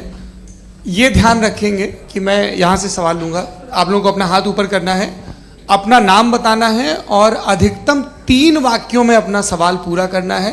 कई लोग सवाल की जगह भाषण देने लगते हैं, उससे आज बचना है। जी मुफ्ती साहब, पहला सवाल आपका, 16 मिनट हैं, हम दोनों लोगों के सवाल लेंगे। जी जी बहुत शुक्रिया। आपकी जो अभी बात हुई बहुत अहम थी, मैं इसको चाहूँगा कि आगे डिस्कस करूँ, लेकिन चूँकि अभी ये वो सेगमेंट है क्रॉस एग्जामिनेशन, तो सबसे पहला सवाल आपसे ये है कि जो मैं इतनी देर से कॉन्टिंजेंसी आर्ग्यूमेंट आपको बता रहा था, ये अकल से ही बता रहा था हजरत, आप ये बताएं कि आप इन्फिनिट रिग्रेस ऑफ कॉजेस को पॉसिबल मानते हैं या नेसेसरी बीइंग के एग्जिस्टेंस को सही समझते हैं? चूंकि 2 ही ऑप्शन हो सकता है, आप ये बताएं। देखिए, आपको मैं ईमानदारी से बात करूं, एक तो मैं कॉन्टिजेंसी वर्ड ठीक से समझता नहीं, और इस वक्त भी जो आपने अंग्रेजी के अल्फाज इस्तेमाल किए वो ज़रा थोड़े से मुझे डिफ़िकल्ट और कॉम्प्लिकेटेड लगे, तो आप ज़रा सिंपल ज़बान में सवाल कर सकते हैं? बिल्कुल कर सकता हूँ जी। यूनिवर्स की हर चीज कॉन्टिंजेंट होने का मतलब यह है कि वो अपने एग्जिस्टेंस में किसी के ऊपर डिपेंडेड है। जो भी चीज डिपेंडेड होगी वो चीज इंडिपेंडेंट नहीं हो सकती, तो उसका कोई ना कोई कॉज होगा। तो अब आप क्या समझते हैं कि ये इन्फिनिट रिग्रेस है, यानी कॉज पर कॉज, कॉज पर कॉज, कॉज पर कॉज, और कभी कोई यानी ये एंडलेसली चलता रहा? क्योंकि अगर ऐसा होगा तो हम तो एग्जिस्टेंस में आते ही नहीं। लॉजिकली ये मुत्तफक अलैह चीज है, मुत्तफक अलैह, अग्रीड अपॉन। इस पे हमने एग्री किया था कि मुश्किल शब्द आएगा तो अर्थ बताना पड़ेगा। तो इन्फिनिट रिग्रेस तो पॉसिबल नहीं है, तो कहीं ना कहीं आपको रुकना पड़ेगा ऐसे नेसेसरी बीइंग पर। नहीं, कोई जरूरत नहीं रुकने की। किसने कहा आप रुकना पड़ेगा? आप रुकते हैं खुदा पे, आप नहीं रुकते। आप कहते हैं वो हमेशा से, जब उस वक्त से जब वक्त नहीं था। आप कहाँ रुकते हैं कि अब हुआ था वो? आप नहीं कहते। हम क्यों नहीं मान सकते कि यूनिवर्स जो है और बल्कि मल्टीवर्सेस जो है वो हमेशा से हैं, वो बनती है, बिगड़ती है। एक हमारे यहाँ एक चीज़ है ब्लैक होल, वो समेट लेता है वापस, फिर ब्लास्ट होता है, फिर फैल जाता है। और इसमें हमारी तो खैर कोई औकात ही नहीं है इंसान की। एक छोटे से ज़र्रे पे हम 50-60 साल की उम्र रखते हैं, जो करोड़ों अरबों साल की कायनात है उसमें, और पैदा भी नहायत ही बेहुदा वजह से हुए थे। तो इसमें है ये सोचना कि इसकी वजूहात और ये क्यों है, ये डिपेंडेंट है, ये हम देख रहे हैं। क्या मालूम, आप सोचिए कि ये जो फैल रही है कायनात, ये कहाँ फैल रही है, ये कहाँ जा रही है, और ये फैल क्यों रही है? अरे बना ली थी तुमने, रुको भैया, काफ़ी है। ये फैल क्यों रही है? ये और कौन सी कायनात जिसे मैं दूरबीन से देखता हूँ तो 2 बिलियन लाइट ईयर पे है, उससे मेरा कोई वास्ता ही नहीं है। 2 बिलियन ईयर यानी अगर मैं 80,000 माइल्स पर सेकेंड से चलूं तो 20 करोड़ साल में वहां पहुंच जाऊंगा। इसकी ज़रूरत क्या थी? ये दुनिया, ये कायनात तो इंसान अशरफुल मखलूक़ात के लिए बनाई गई ना। तो ये सब ये टर्म समझ में नहीं आया। इसमें कोई खास समझने वाली बात थी भी नहीं। ये जो अल्टीमेट कहा यह जाता है कि ये जो पूरी यूनिवर्स है, ये जो दुनिया है, ये इंसान के लिए बनाई गई। अच्छा, ये सब इंसान के लिए। क्यों साहब, सही है ना? बिल्कुल, लेकिन इसका ये मतलब नहीं कि किसी चीज के पीछे रीजन आपको नहीं पता तो रीजन नहीं है, इसे कहते हैं नहीं, नहीं, मुझे नहीं पता, लेकिन मेरी जिम्मेदारी नहीं है। वो बिल्कुल सही कहा था उसने, बर्टन रसल ने। आपने उसे मजाक में टाल दिया कि भाई आप एक दावा कर रहे हैं, मैं क्यों कहूं कि ये गलत है दावा? आप प्रूफ कीजिए, मेरे पे जिम्मेदारी ही नहीं है, मैंने थोड़ी कहा है। आप प्रूफ कीजिए कि ये सही है। आप आर्ग्यूमेंट ऑफ कंटिंजेंसी का जवाब ही नहीं दे रहे हैं। पूछना चाहेंगे? आप सवाल पूछना चाहेंगे मुफ्ती साहब से? क्योंकि ये क्रॉस एग्जामिनेशन का दौर है। आप जैसे पहले बोल रहे थे फेथ को लेके कुछ, मैं ये पूछना चाहूँगा कि खुदा ने जो भी रेवलेशन किए हैं, एक मज़हब के लिए बहुत से मज़हबों में किए हैं, अलग अलग रेवलेशन है। कहीं कुछ एक बातें हैं, कॉन्ट्रडिक्शन भी है आपस में, कहीं कुछ आप कर सकते हैं, कहीं कुछ नहीं कर सकते। ऐसा नहीं है कि सबकी कोड ऑफ मॉरल एक है। तो ये किस्सा क्या है? अब आप ये देखिए कि मुझे कभी कभी लगता है कि जो फुटबॉल फाइनल होता है, लाखों लोग होते हैं, फिर वो टीवी कवर कर करोड़ों लोग, अगर उसमें खुदा की एक बूमिंग आवाज़ आ जाती, मैं गॉड हूँ, तो सारे लोग अभी सुन लेते और टीवी पे भी सुन लेते, किस्सा खत्म होता। ये इतनी राजदारी क्या है कि तुम सामने कुछ तो सबूत दे दो हमें सॉलिड। ये कह साहब ये यूनिवर्स कैसे बनी, इससे मसला क्या हल होगा? मैं पूछूंगा आपसे खुदा कैसे बना? क्यों नहीं पूछूंगा कैसे बना? बल्कि वो तो कायनात से कहीं ज़्यादा इंटेलिजेंट है, कायनात से कहीं ज़्यादा कॉम्प्लेक्स। जी वो हमेशा से है, आप कहेंगे मैं मान लूँगा।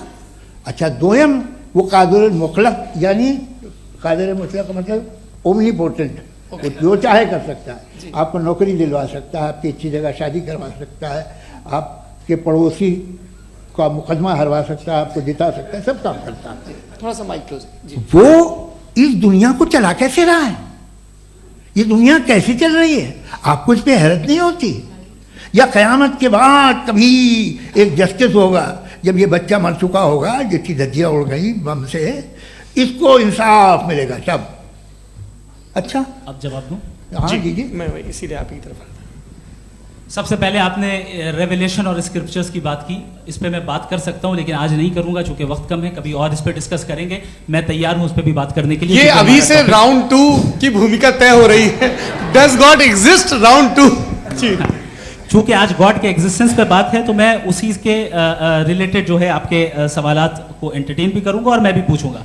आपने कहा कि आपने साबित ही नहीं किया, जबकि आर्ग्यूमेंट ऑफ कॉन्टिंजेंसी बुनियादी आर्ग्यूमेंट है। आप मुझे कॉन्टिंजेंसी का मतलब बताइए, आपका मतलब क्या? कॉन्टिंजेंसी कॉन्टिंजेंसी का मतलब यह हुआ कि हर वो वजूद जो किसी भी चीज का पाबंद है, हर वो वजूद या हर वो चीज जो अपने एग्जिस्टेंस में किसी भी चीज के पाबंद है और उससे बाउंड है, उसको उसकी जरूरत है, उस पर डिपेंड करती है, तो जाहिर सी बात है कि उसका कोई ना कोई कॉज होता है। ये तो अक्ल की बात है।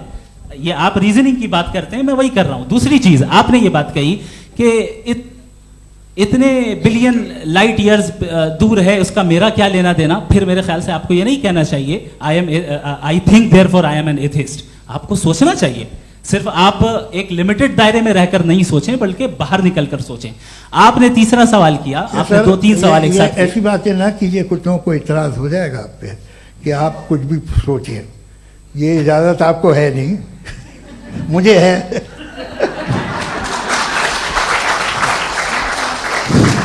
जी, आपने प्रॉब्लम ऑफ इविल के ताल्लुक से सवाल किया और बार बार आप एक लफ्ज रिपीट कर रहे हैं कि ओमनीपोटेंट गॉड है, ऑल पावरफुल गॉड है। यही तो दरअसल समझना है कि गॉड का कॉन्सेप्ट क्या है। प्रॉब्लम ऑफ इविल जो है, प्रॉब्लम ऑफ इविल दर हकीकत 2 असम्पशंस पर कायम है। अगर आप इन 2 असम्पशंस को समझ जाएं तो ये प्रॉब्लम नहीं रहेगी, आर्ग्यूमेंट आपको समझ में आ जाएगी कि ये कोलैप्स कर जाता है। पॉइंट नंबर 1, यानी जो आपका सबसे पहला फॉल्स असम्पशन है कि गॉड मर्सीफुल है, ओमनीपोटेंट है, दुनिया में जुल्म हो रहा है। लेकिन आपको ये समझना चाहिए कि हमारे वर्ल्ड व्यू के मुताबिक गॉड सिर्फ ओमनीपोटेंट और सिर्फ मर्सीफुल नहीं है, बल्कि वो ऑल वाइज भी है और वो ऑल नोइंग भी है। उसके हर काम के पीछे हिकमत और विजडम है, ये कोई जरूरी नहीं है कि वो हिकमत और विजडम आपको समझ में आए या मुझे समझ में आए। अगर आप जो समझ रहे हैं उसके मुताबिक आप फैसला कर रहे हैं, ये लिमिटेड पर्सपेक्टिव से आर्ग्यूमेंट है। और इस चीज को हम अपनी दुनिया में, अपने लाइफ में, डेली लाइफ में इस प्रिंसिपल को एक्सेप्ट करते हैं। हम जब किसी डॉक्टर के पास जाते हैं, डॉक्टर के पास जाकर वो अगर उसने हमें कोई दवाई दी है तो हम ये तो नहीं कहते कि जब तक आपके पास जितना नॉलेज और जितना विजडम नहीं है, आपने क्यों ये दवाई दी है, तब तक हम इस चीज को एक्सेप्ट नहीं करेंगे। नहीं कहते, हम उसकी अथॉरिटी को तस्लीम करते हैं। क्यों? क्योंकि उसकी हम जानते हैं कि वो नॉलेजेबल है, वो विजडम वाला है, हमसे ज्यादा नॉलेज और हमसे ज्यादा विजडम है। बताएं सर। नहीं, डॉक्टर में और खुदा में बड़ा डिफरेंस है। डॉक्टर पढ़ा लिखा होता है एक, तो मैं उसकी बात सुनूंगा। दोयम ये नहीं कुछ जवाब तो ये भी नहीं है सर। प्लीज अगर सब ऑडियंस से बोलने लगेंगे तो फिर मतलब नहीं सिविलाइज्ड बहस का। मतलब आप ये कहें कि चूंकि आप डॉक्टर पे बिलीव करते हैं इसलिए खुदा पे बिलीव किए, क्या ये मिसाल आपको समझाने के लिए आर्गुमेंट है, इस पे आपको एतराज नहीं है। तो सिंपल बात ये है कि मैं अगर ये यकीन कर लूँ कि एक ओमनीपोटेंट, उसकी मसलहत है, ये जो बच्चे मर रहे हैं ये मसलहत है उसकी, मुझे नहीं चाहिए थी मसलहत, उसकी मसलहत नहीं, यही तो समझना है, मतलब एक्सपीरियंस। अच्छा, इस आपने अभी मेरी बात पूरी सुनी नहीं। मैंने कहा आपका पूरा आर्ग्यूमेंट दो फॉल्स असम्पशंस पर है। एक फॉल्स असम्पशन मैंने बता दिया, दूसरा फॉल्स असम्पशन ये है कि इस दुनिया में इविल के होने का कोई गुड रीजन नहीं है, जबकि हमारे पास बाज रीजंस मौजूद हैं, हमारे पास बाज वजूहात मौजूद हैं। अगर इस दुनिया में इविल ना हो तो आप गुड को डिफाइन कैसे करेंगे? अगर जुल्म ना हो आप इंसाफ को समझेंगे कैसे? अगर तारीकी ना हो तो आप लाइट को समझेंगे कैसे? बहुत अच्छे। अभी और सुन लें, अभी और बाकी है। ये तो बात बहुत पसंद आई साहब मुझे, कि जब तक रेप ना हो तब तक औरतों की इज्जत का ख्याल आपने मेरा जवाब पूरा सुना ही नहीं। जब तक के बच्चों का कत्ल ना किया जाए तब तक आपको बच्चों की मासूमियत की इज्जत। आपने पूरा जवाब सुना ही नहीं। क्या बात है, क्या आपने नुक्ता निकाला? आपने पूरा जवाब सुना ही नहीं। आप सुन लें, मेरी बात सुन लें। ये मैंने आपको एक चीज बताई। दूसरी चीज, इस दुनिया में हम आए हैं टेस्ट के लिए, हमारा टेस्ट हो रहा है और हर इंसान का अलग अलग अंदाज में टेस्ट होता है। और इस दुनिया में अगर इविल मौजूद है तो वो इविल जरिया है हमारे अंदर ह्यूमन नोबल क्वालिटीज को डेवलप करने का और अलग अलग फील्ड में प्रोग्रेस करने का। और अगर हमारे अंदर और इस दुनिया में इविल नहीं होता तो बताइए टेस्ट का मतलब क्या होता? अगर मैं अपने स्टूडेंट को एमसीक्यूज दूं और उसमें सिर्फ राइट आंसर लिख कर दे दूं और कहूं तुम्हारा टेस्ट हो गया, ये मीनिंगलेस है। इस दुनिया में अगर हम टेस्ट के लिए आए हैं तो जाहिर है गुड एंड इविल दोनों मौजूद है। तो अगर गुड एंड इविल दोनों मौजूद है तो ये इविल भी खुदा का बनाया हुआ है? जी हाँ, खुदा का बनाया हुआ है। लेकिन अच्छा, चलो अच्छी बात। जी बिल्कुल, तो बिल्कुल खुदा ने बनाया। अभी तो ये है कि जो मेजॉरिटी है दुनिया में वो इविल है, तो ये खुदा एक्चुअली इविल के साइड पे लग रहा है मुझे। बिल्कुल भी नहीं, मैं बताता हूं। मेजॉरिटी में तो वो है। क्या बात कर रहे हैं भाई आप? कोई भी जो मुंसिफ होगा, चाहे आपका अपना घर हो जिसके आप सबसे बड़े हैं, चाहे आपकी ऑर्गेनाइजेशन हो जो आप चलाते हैं, वहां पर आप इविल रखेंगे साबित करने को कि बाकी लोग शरीफ हैं? मेरी बात सुनिए। क्या ये आर्ग्यूमेंट ही गलत है? अगर कि जब तक के कोई इविल नहीं होगा तब तक के शरीफ आदमी शरीफ नहीं लगेगा। अगर एग्जामिनर गलत ऑप्शन दे रहा है तो एग्जामिनर इविल नहीं हो गया, जो गलत ऑप्शन को सेलेक्ट कर रहा है वो फेल होगा। क्रिएटर ने इविल को बनाया है लेकिन वो इविल नहीं है। अच्छा सुनिए मेरी बात, let me complete sir. Creator ने इविल को बनाया है टेस्ट के लिए, वो इविल नहीं है। इविल वो होगा जो उसे इख्तियार करेगा। छुरी को बनाने वाला गलत नहीं होता है, छुरी का गलत इस्तेमाल करने वाला गलत होता है। रेप को कैसे गलत इस्तेमाल करते हैं? रेप इंसान के फ्री विल का नतीजा है।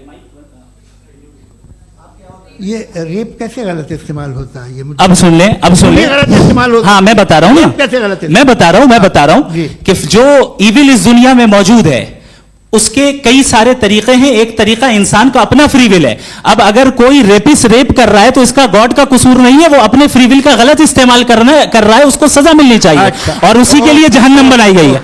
ये फ्री विल का भी बड़ा चक्कर। आप जब कोई बुरा काम करते हैं या कोई बुराई होती है तो ये कहा जाता है कि ये फ्री विल है। 7 billion free wills are moving on this planet. 7 billion free will. और एक आदमी अपनी फ्री विल से मुझे कत्ल कर दे तो मैं खुदा की मर्जी से मरा हूं कि इसकी फ्री विल की वजह से? मेरी मौत खुदा के हाथ है या इस फ्री विल वाले के हाथ? खुदा ने फ्री विल का निजाम बनाया है और उस निजाम का गलत इस्तेमाल करके कोई आपको मार रहा है, इस्तेमाल करके मेरा कत्ल कर देता है। अब मेरी मौत का जिम्मेदार कौन है? वो इंसान जिम्मेदार है। वो इंसान। जी। तो ये कहना कि और उसको सजा मिलेगी। तो अब आप आगे चलिए कि ये तय करना कि अल्लाह ही या खुदा, सॉरी अल्लाह ने, खुदा ही जिंदगी देता है, खुदा ही मौत देता है, ये गलत है। बिल्कुल गलत नहीं है। हाँ, नहीं, निजाम उसी ने बनाया फ्री विल का, निजाम मौत और हयात को उसी ने बनाया। You are contradicting yourself. अभी आपने कहा कि एक आदमी ने फ्री विल से आपको मार दिया, इसमें उसे फ्री विल दी गई थी, उसने गलत इस्तेमाल किया। 7 billion free wills are moving on this planet, और आप चाह रहे हैं कि मैं सिर्फ खुदा का ध्यान करूं। ये 7 बिलियन फ्री विल्स को मुझे लुक आफ्टर करना पड़ेगा कि नहीं? ये तो तबाहियां कर रही हैं और तबाहियां ज़्यादा हो रही हैं। बिल्कुल। तो अगर आप बताएं अगर खुदा नहीं है फॉर एग्जाम्पल, तो आप इविल को कैसे डिसाइड करेंगे? यानी how can you define evil objectively without God? देखिए, दुनिया में 2 तरह के जानवर हैं, एक जो अकेले रहते हैं जंगल में और एक जो ग्रुप्स में रहते हैं। ग्रुप में जो भी रहेगा, चाहे वो आपका फाउंडेशन हो, चाहे कोई क्लब हो, चाहे कोई पॉलिटिकल पार्टी हो, चाहे कोई यूनिट हो, उसमें आपको इंटरैक्ट करने के रूल बनाने पड़ेंगे। यानी लोग तय करेंगे। लोग तय करेंगे। अगर लोगों ने ये तय किया कि किसी का रेप करना सही, आप जस्टिफाई करेंगे? नहीं, आपका फाउंडेशन तो ये हो गया ना कि लोग ही विल डिसाइड करेंगे। नहीं, अरे दुनिया में ऐसे ग्रुप्स हैं जो रेप को जायज़ मानते हैं सर्टेन हालात में। मैं डिटेल में नहीं जानूंगा, आप भी जानते हैं। ये जो आईसिस वाले थे, इन्होंने क्या किया था, तो उन्होंने क्या किया उसका खुदा से कोई ताल्लुक नहीं है सर। मैंने सिंपल सवाल किया कि इविल को आप डिफाइन करते कैसे हैं? आगे वापस आइए जी। आप साथ में तभी रह सकते हैं जब कुछ आप ऐसे उसूल डेवलप करें जिसमें हर एक का बेसिक तहफ़्फ़ुज़, हर एक का बेसिक राइट हो और हर एक को कोई आराम मिले। यही तरीक़ा है किसी भी ऑर्गेनाइजेशन जिसमें एक से ज़्यादा लोग हैं और वो ऐसे चलती है ज़िंदगी। उसमें अगर आप गड़बड़ करेंगे तो तबाही होगी, नुकसान होगा, बर्बादियाँ आएंगी। और अगर उसमें आप घर ले लीजिए ना, एक हस्बैंड है, एक वाइफ है, बच्चे हैं, वालदा भी हैं, 2 बहनें भी हैं, एक भाई भी है। अब इसमें कोई निज़ाम आपको चाहिए साथ में रहने का, और एक दूसरे पे भरोसा रहे, एक दूसरे के बहीख्वाह हों, एक दूसरे की मदद करें, ऐसी जिंदगी। सर आपकी बात आ गई। आप ये कह रहे हैं कि लोग डिसाइड करेंगे क्या सही है क्या गलत है, यही है? मेजॉरिटी डिसाइड करेगी क्या सही है क्या गलत है? अरे भाई बिल्कुल। मेजॉरिटी अगर ये कहे कि नाजी जर्मनी के साथ जिस तरह मेजॉरिटी थी कि जेनोसाइड करना सही, आप जस्टिफाई करेंगे? उस वक्त आपका ये सवाल सिर्फ उसके बाद क्लोजिंग। हाँ, उस वक्त प्लेनेट पे जो लोग थे, उनमें कितने लोग हिटलर को सही समझते? अच्छा, प्लेनेट की मेजॉरिटी तय करेगी, सोसाइटी की नहीं। प्लेनेट की मेजॉरिटी गॉड के एग्जिस्टेंस को सही मानती है, आप क्यों नहीं मानते?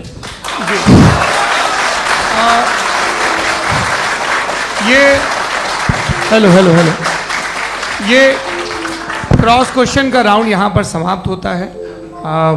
और ये बड़ा अच्छा है कि इस तरह से फ्रेगमेंट कर दिया गया है ताकि जो मरकरी ऊपर जा रहा है नीचे जवाब दे दूं। जी। प्लेनेट की ज़्यादातर मेजॉरिटी कुछ दूसरे मजहबों के खुदा को मानती है। आप उन्हें क्यों नहीं? आप तो मेजॉरिटी की बात कर रहे हैं। ये क्लोजिंग आप ये कह रहे हैं इविल और गुड को डिसाइड मेजॉरिटी करेगी, मेजॉरिटी जो कर देना सही हो जाएगा। क्लोजिंग इसको जैसा आप ही लोगों ने तय किया है उसी फॉर्मेट को फॉलो कर लेते हैं। हाँ भाई, मैंने तो भले लोगों पे एतबार किया और तब मॉडरेशन तय किया। जी, आपके पास 5 मिनट का वक्त है, क्लोजिंग आर्ग्यूमेंट है, उसके बाद हम ऑडियंस से क्वेश्चन आंसर लेंगे जावेद साहब के क्लोजिंग आर्ग्यूमेंट के बाद। ओके, बहुत शुक्रिया जी।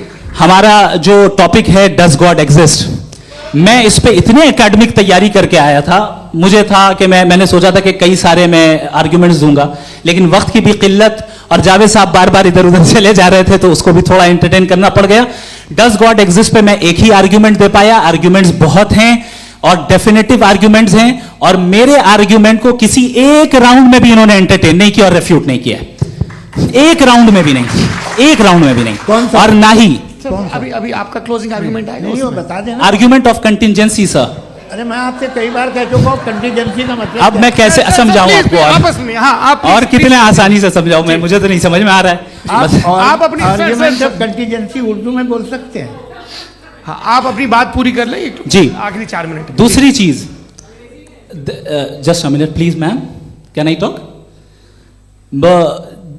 दूसरी चीज ये है कि आपने एक तो इसका जवाब नहीं दिया, दूसरा आपने गॉड के ना होने पर कोई डेफिनेटिव आर्ग्यूमेंट नहीं दिया, सिर्फ मजहब पे बात कर रहे हैं आप। मजहब तो आज हमारा टॉपिक ही नहीं था, आज तो हमारा टॉपिक हो, आप मजहब से ले लेकर आईएस तक चले गए। भाई हमारा क्या ताल्लुक है उससे? We condemn them. और उसका गॉड से क्या ताल्लुक है? अगर कोई गलत काम कर रहा है, किसी ने किसी को कत्ल किया, किसी ने किसी का रेप किया, उसको सजा मिलनी चाहिए। और आपके पास कोई भी rational strong foundation of morality नहीं है। आपने कहा कि मेजॉरिटी तय करेगी सोसाइटी की, वो सही होगा। मैंने कहा हिटलर को, फिर आप सही कहेंगे नहीं नहीं नहीं नहीं, प्लैनेट की सोसाइटी की मेजॉरिटी तय करेगी। तो प्लैनेट की मेजॉरिटी गॉड के एग्जिस्टेंस को मानती है, आप कह रहे हैं ये रिलीजियस है। तो यानी आपके पास कोई स्ट्रॉन्ग फाउंडेशन नहीं है ऑब्जेक्टिव मोरालिटी का। ऑब्जेक्टिव मोरालिटी का अगर कोई फाउंडेशन है तो वो सिर्फ गॉड है, गॉड है, गॉड है। थैंक यू जी। ये मुफ्ती शमाइल नदवी साहब का क्लोजिंग आर्ग्यूमेंट था। अब हमारे पास जी, मैं जी ये बड़ा अच्छा है कि दोनों लोगों को मॉडरेटर से शिकायत भी और बोल रहे भाई हमारी शाबाशी भी तो करते चलो। अब मेरी बात जी, आपके पास जावेद अख्तर साहब 5 मिनट का वक्त है, ये आपका क्लोजिंग आर्ग्यूमेंट है, टाइम रीसेट कर दें जी। देखिए, बहुत सारी बातें हैं। गॉड का डेफिनेशन दुनिया के किसी भी रिलीजन में है कि वो ओमनीपोटेंट है, ओमनीप्रेजेंट है, he is just, he is kind, he loves you and so on. मैं जब दुनिया देखता हूँ तो मुझे कोई ऐसा सुप्रीम पावर यहाँ दिखाई नहीं देती है जो इंसान की बहबूदी के लिए कुछ कर रही हो, कमज़ोर को बचा रही हो, मदद कर रही हो, जालिम को पीछे हटा रही हो। मैं नहीं देखा, तारीख़ में नहीं। एक तो अगर है और ये देख रहा है तमाशा, तो उसका होना न होना बराबर है। दोयम ये कि ये जो है, जब आप ये कहते हैं कि कायनात जिसकी कंटिजेंसी है, मैं देखिए वो लफ्ज़ इस्तेमाल किया मैं, तो ये कैसे हो सकती है भाई? और फौरन आप सरेंडर कर देते हैं कि जाहिर है कि इसका बनाने वाला तो इससे 10,000 गुना ज़्यादा कॉम्प्लिकेटेड होगा। उस पर आपके होने पे कोई इतराज़ नहीं है। उसे वो टाइमलेस है, वो पहले से था, टाइम तो बहुत बाद में आया।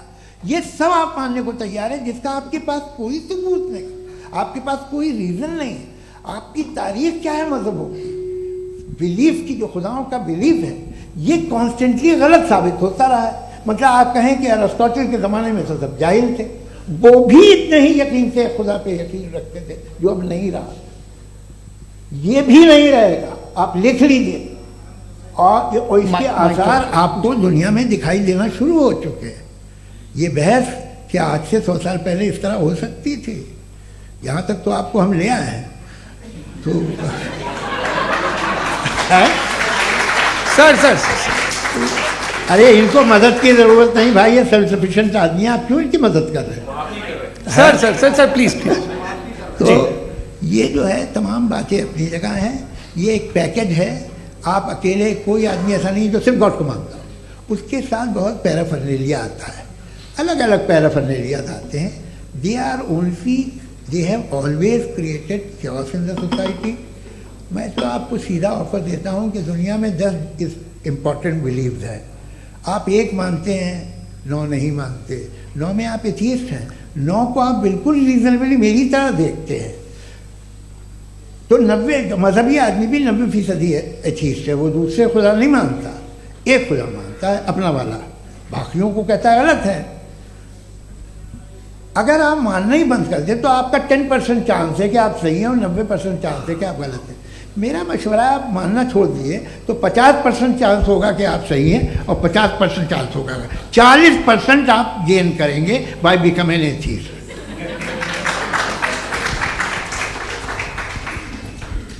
ये एक फरसूदा ख्याल है, ये ख़त्म हो रहा है। हो सकता है मेरी ज़िंदगी में ना हो, लेकिन ये हो जाएगा।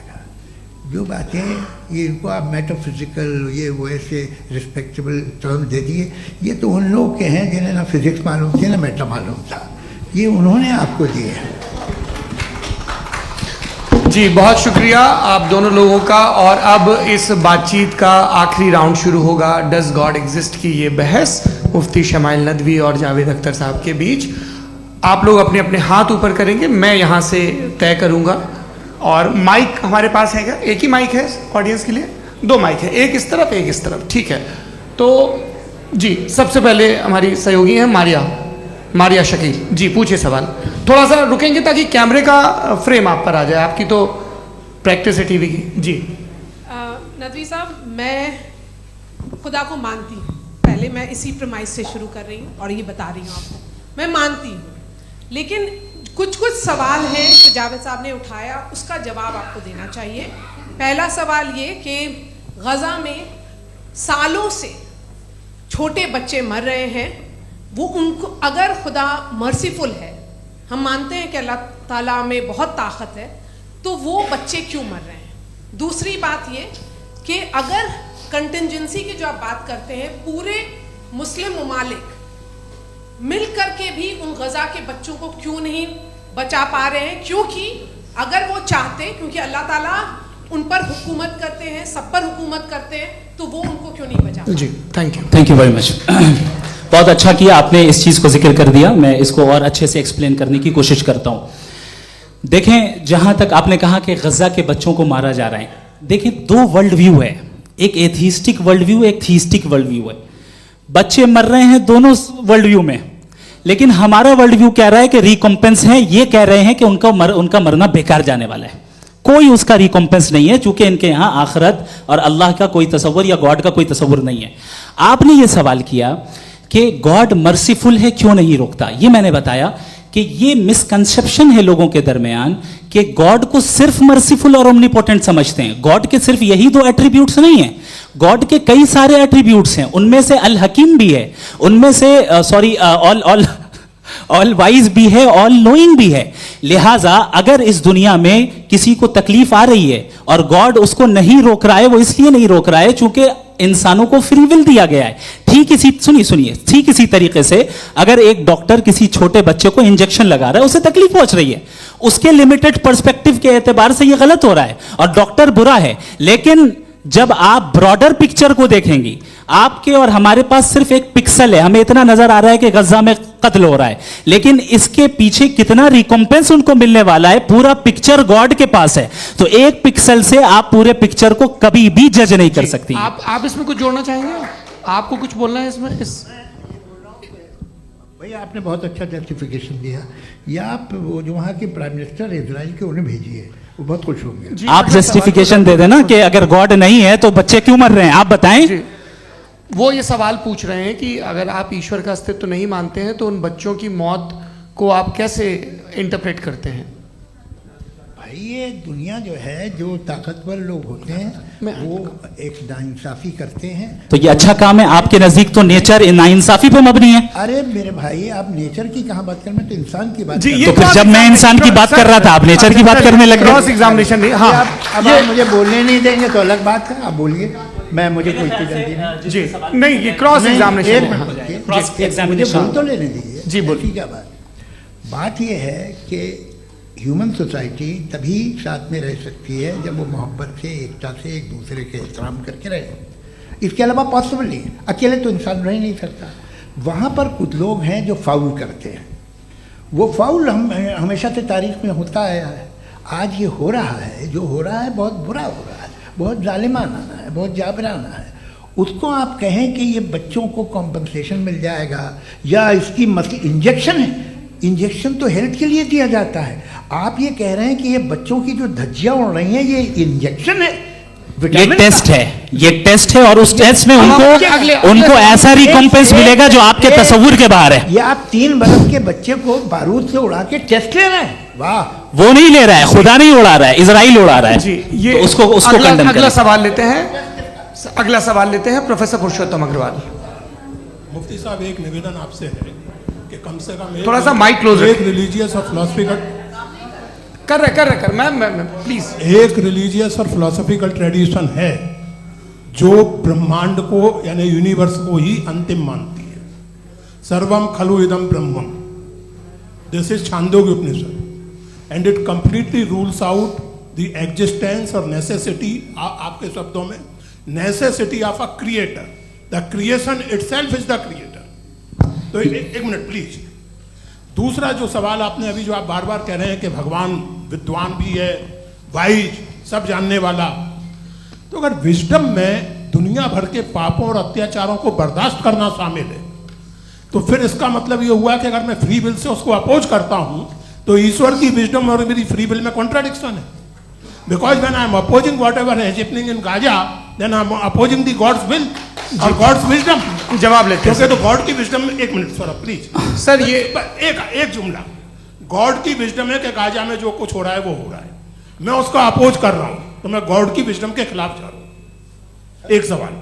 दूसरा ये नहीं, आपने दो ऑलरेडी। सर आप और सवाल कर लें, लेकिन मुझे दो जवाब दे। पहले आपने ये सर, कहा, सुनिए मेरी बात सुनिए। भाई इजराइल के गॉड के मुताबिक तुम्हारा ठीक हो रहा है ना? नहीं हो रहा है, ठीक नहीं हो रहा है। मैं बता रहा हूँ क्या हो रहा है, आप तशरीफ रखिए, मैं बता रहा हूँ क्या हो रहा है। Let me complete please. एक सेकंड गाइस, एक सेकंड। ये देखिए, ऐसा है कि ये सब बड़ा आपस में विचार विमर्श के बाद ये तय हुआ था कि कुछ नियम बना लिए जाएं ताकि एक टाइम बाउंड बातचीत चले।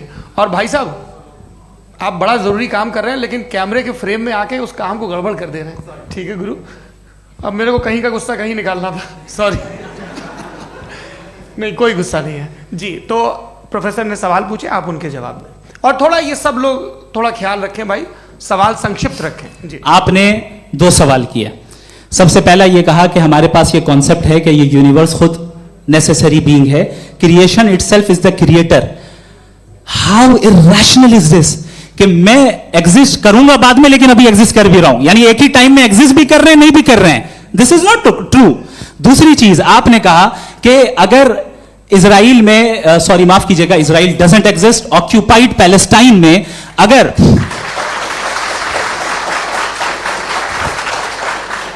ऑक्यूपाइड पैलेस्टाइन में बच्चों को मारा जा रहा है फ्री विल की वजह से और गॉड नहीं रोक रहा, ये कॉन्ट्रडिक्शन है। ये बताइए कि एक एग्जाम में एक बच्चा गलत आंसर लिख रहा है, सुनिए, एग्जामिनर चाहे तो रोक सकता है, क्यों नहीं रोक रहा है? ये कॉन्ट्रडिक्शन है, ये कॉन्ट्रडिक्शन नहीं है। माइक नहीं सर, ये आपस में जी, ये क्या आपका सवाल? माइक दीजिए। फ्री विल दिया गया है टेस्ट के लिए, अकाउंटेबिलिटी के लिए। अगर फ्री विल नहीं होता तो आप कहते हैं हमें रोबोट बना दिया गया। नॉट मिसरिप्रेजेंट माय पोजीशन, आपकी जो भी पोजीशन, मैं अपनी फ्री विल के नाते, अपने ह्यूमन विजडम के नाते गाजा में हो रही अत्याचार का विरोध करता हूं। बिल्कुल करना चाहिए। के हिसाब से मैं गॉड की विजडम का विरोध कर रहा हूं? बिल्कुल नहीं, जो हो रहा है गॉड, बिल्कुल भी नहीं, बिल्कुल भी नहीं। उसका वहां पर गाजा में कत्ल होना ये इंसानों के गलत इस्तेमाल का नतीजा है, फ्री विल के इस्तेमाल का नतीजा है। गॉड इसका हुक्म नहीं देता, उससे रोकता है। यही तो मसला है ना, आपके लिए कॉन्सेप्ट क्लियर नहीं नहीं भाई, आपने तो बताया था इंजेक्शन लगाने से बच्चे को तकलीफ होती है, ये इंजेक्शन लगा। सर आप ऐसे रेटोरिक स्टेटमेंट दे तब तो कोई मसला नहीं समझते रहेंगे। This is a rhetoric statement, this is not a logical argument sir. I am sorry, I am sorry. आखिरी 30 मिनट बड़े मुश्किल होने वाले हैं जी। मुफ्ती साहब आगे बैठे हैं, इनको माइक दीजिए। हाँ तरुण, माइक आप अपने पास रखिए, आपको कैमरे का फ्रेम पता है जी। सबसे पहले दोनों को मुबारकबाद। एक सर अपना आप नाम बता दें। आप अमेरिका में शिकागो में रहते हैं, इतना मुझे याद है। बताया आपको, यासिर नदीम अलवाजदी मेरा नाम है। जावेद सर, आपसे एक क्वेश्चन है इन्फिनिट रिग्रेस के ताल्लुक से। एक हाइपोथेटिकल सिनेरियो है, मसलन अगर आप सर माइक थोड़ा सा प्लीज क्लोज रखिए जी। अगर आप शायर इसलिए हैं कि आपके कोई उस्ताद शायर थे, और वो इसलिए शायर थे कि उनके कोई उस्ताद शायर थे, और इसी तरीके से हम माजी में पीछे चलते चलते चले जाएं और कहीं ना रुके, तो माफ कीजिएगा आप कभी शायर नहीं हो सकते। लेकिन आप शायर हैं, आपका शायर एग्जिस्ट करता है, इसका मतलब ये है कि आप कहीं ना कहीं रुके हैं। तो मेरा सवाल ये है कि क्या आप इन्फिनिट रिग्रेस ऑफ कॉजेस को लॉजिकल फैलेसी मानते हैं या नहीं मानते? हाँ या ना? मैं इन्हें लॉजिकल फैलेसी नहीं मानता हूँ, लेकिन मेरा प्रॉब्लम यह है कि जब मैं नहीं मानता हूँ तो I will continue with this logic जो फैलेसी नहीं हो। आप एक जगह रुक जाते हैं जाके, आप कहते हैं ये गेंद कैसे बनी, ये जजीरा कैसे बना, ये समंदर कैसे बना, ये ज़मीन कैसे बनी, और अचानक गॉड पे जाके आपको ब्रेक लग जाता है। एक बार आप सवाल नहीं करते कि भाई इनको बनाने वाला तो इनसे भी कॉम्प्लिकेटेड होगा, वो कैसे बना, उसके बारे में आपने इत्मीनान कर लिया, वो हमेशा से है।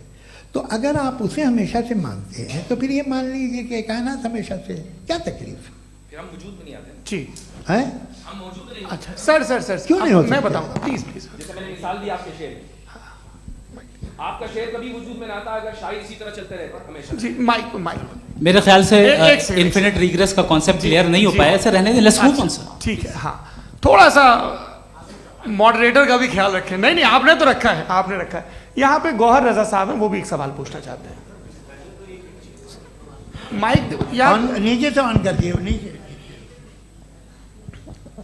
पहले तो ये कह दूं कि मैं उन बच्चों से शर्मिंदा हूं जिनको गजा में कत्ल किया गया,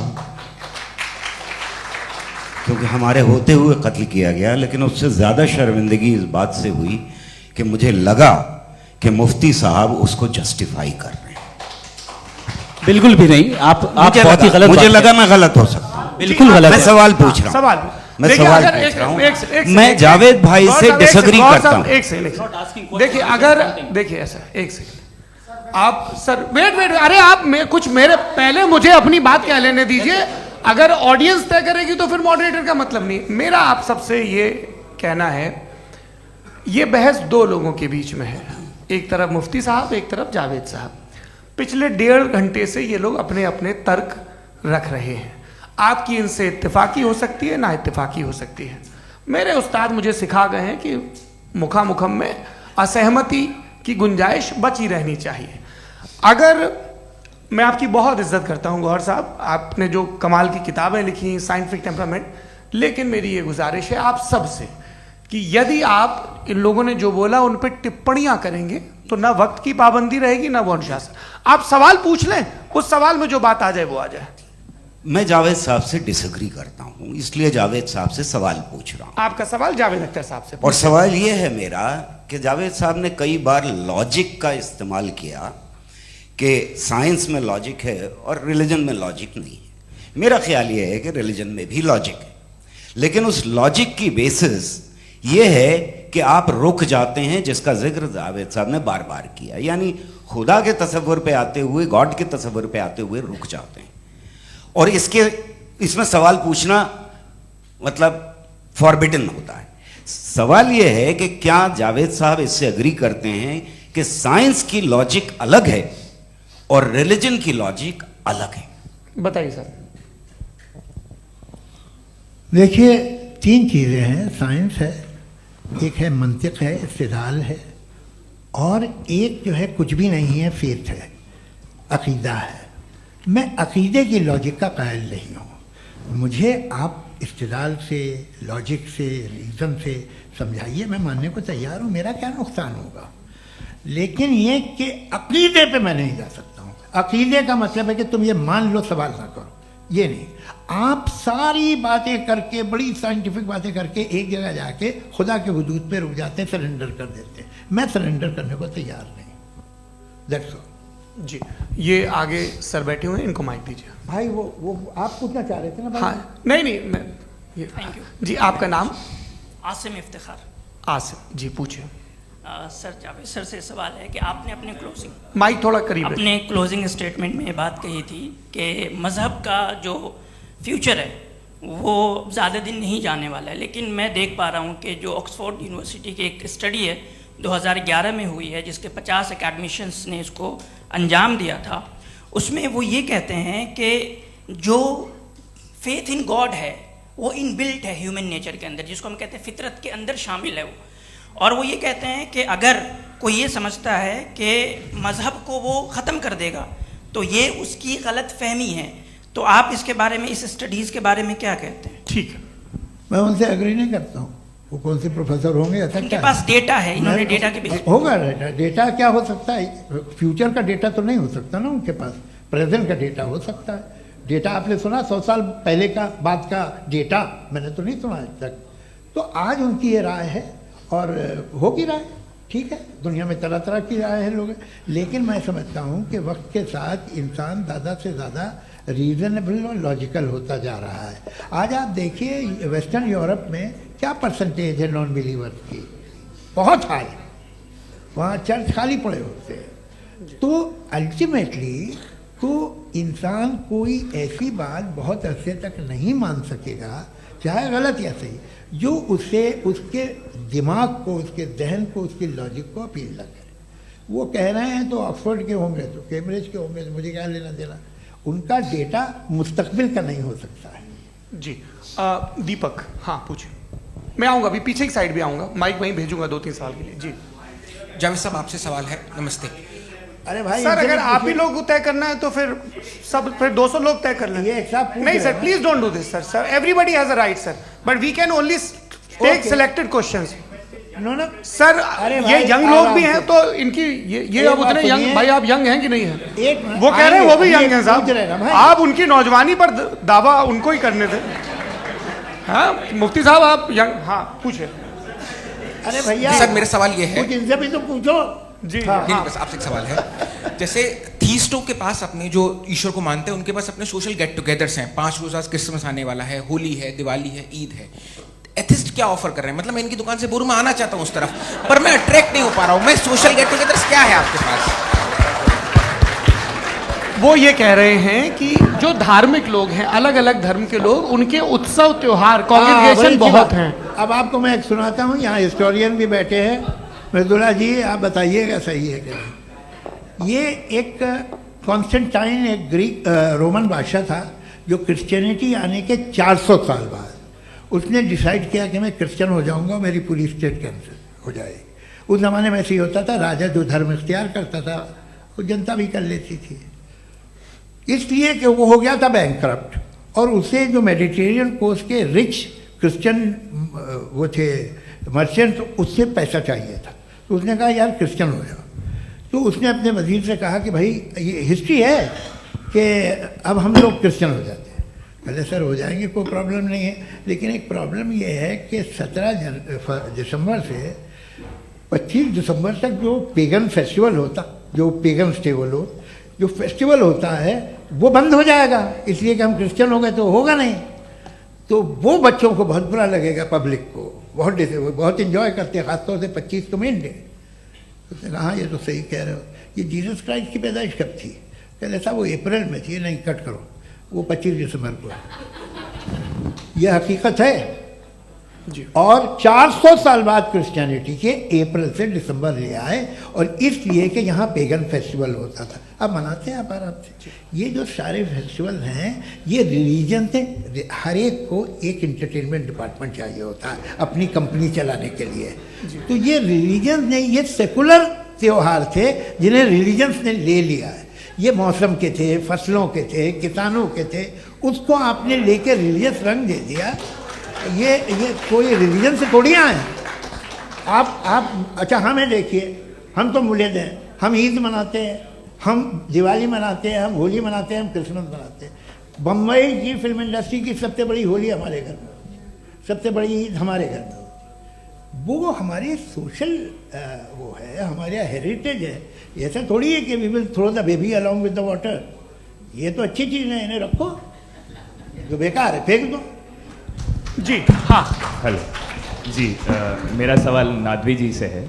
जैसा कि आपने बोला कि गॉड टाइम के भी परे हैं, और गॉड इतनी कॉम्प्लेक्स चीज़ है कि उसे ह्यूमन माइंड समझ नहीं सकता, और गॉड ने अर्थ पे फ्री विल भी दे दी है। तो आप अपना वक्त ज़ाया क्यों कर रहे हैं गॉड के बारे में बात करके? अपन को तो बात करनी चाहिए कि सोसाइटी को बेहतर कैसे करें। जी, मैं गॉड वही बताता है सोसाइटी को कैसे बेहतर करें। अभी मैं आपका जवाब देता हूँ। आपने कहा कि टाइम पे वो एग्जिस्ट नहीं करता, मेरा सवाल ये है कि जैसा आपने बोला कि गॉड बहुत ही कॉम्प्लेक्स चीज है। मैंने कहा ही नहीं कि कॉम्प्लेक्स है, तो आपके अल्फाज हैं। कॉम्प्लेक्स का लफ्ज गॉड के लिए सुइटेबल नहीं है। क्यों? क्योंकि कॉम्प्लेक्स वो चीजें होती हैं जो ऑब्जेक्ट हो। God is not an object जिसको आप इंस्ट्रूमेंट के जरिए लेबोरेटरी में जाके टेस्ट करें, oh it's very complex. No, वो कोई कार का इंजन नहीं है। वो फिलोसॉफिकली नेसेसरी बीइंग ऐसी बीइंग है जो सिंपल बीइंग है। हाँ, आप उसको मुकम्मल तौर पे उसकी तमाम हिकमतों को जान ले और हर चीज को जान ले, ये पॉसिबल नहीं है, क्योंकि वो ऑल वाइज है, आप ऑल वाइज नहीं है, और वो खुदा है, वो आपको सारी चीजें बता दे, ये जरूरी नहीं। मेरा सवाल ये नहीं था। मेरा सवाल ये था कि जब गॉड इतना परे है इस दुनिया से कि उसने अर्थ पे फ्री विल भी दी है, हम सब ह्यूमंस की फ्री विल है, और जो सोसाइटी में हो रहा है वो अपन लोग डिसाइड करेंगे, तो अपन लोग डिसाइड नहीं करेंगे ना, अपन लोग डिसाइड नहीं करेंगे। गॉड जो है, गॉड ने वो उसकी जात, उसकी एग्जिस्टेंस टाइम एंड स्पेस से परे है, लेकिन वो हमारा टेस्ट ले रहा है, और उसी गॉड ने हमें बताया कि तुम्हें क्या करना है क्या नहीं करना है। तो जाहिर है उस गॉड की बात सुनेंगे ना हम। जी। वो पीछे एक चश्मा लगाए जो मैम खड़ी हैं, उनको दीजिए। हाँ आप जी जी बिल्कुल आएंगे, है ना? देखिए मैं कोशिश कर रहा हूँ सब तरफ जाने की। हाँ उनको दीजिए माइक जी।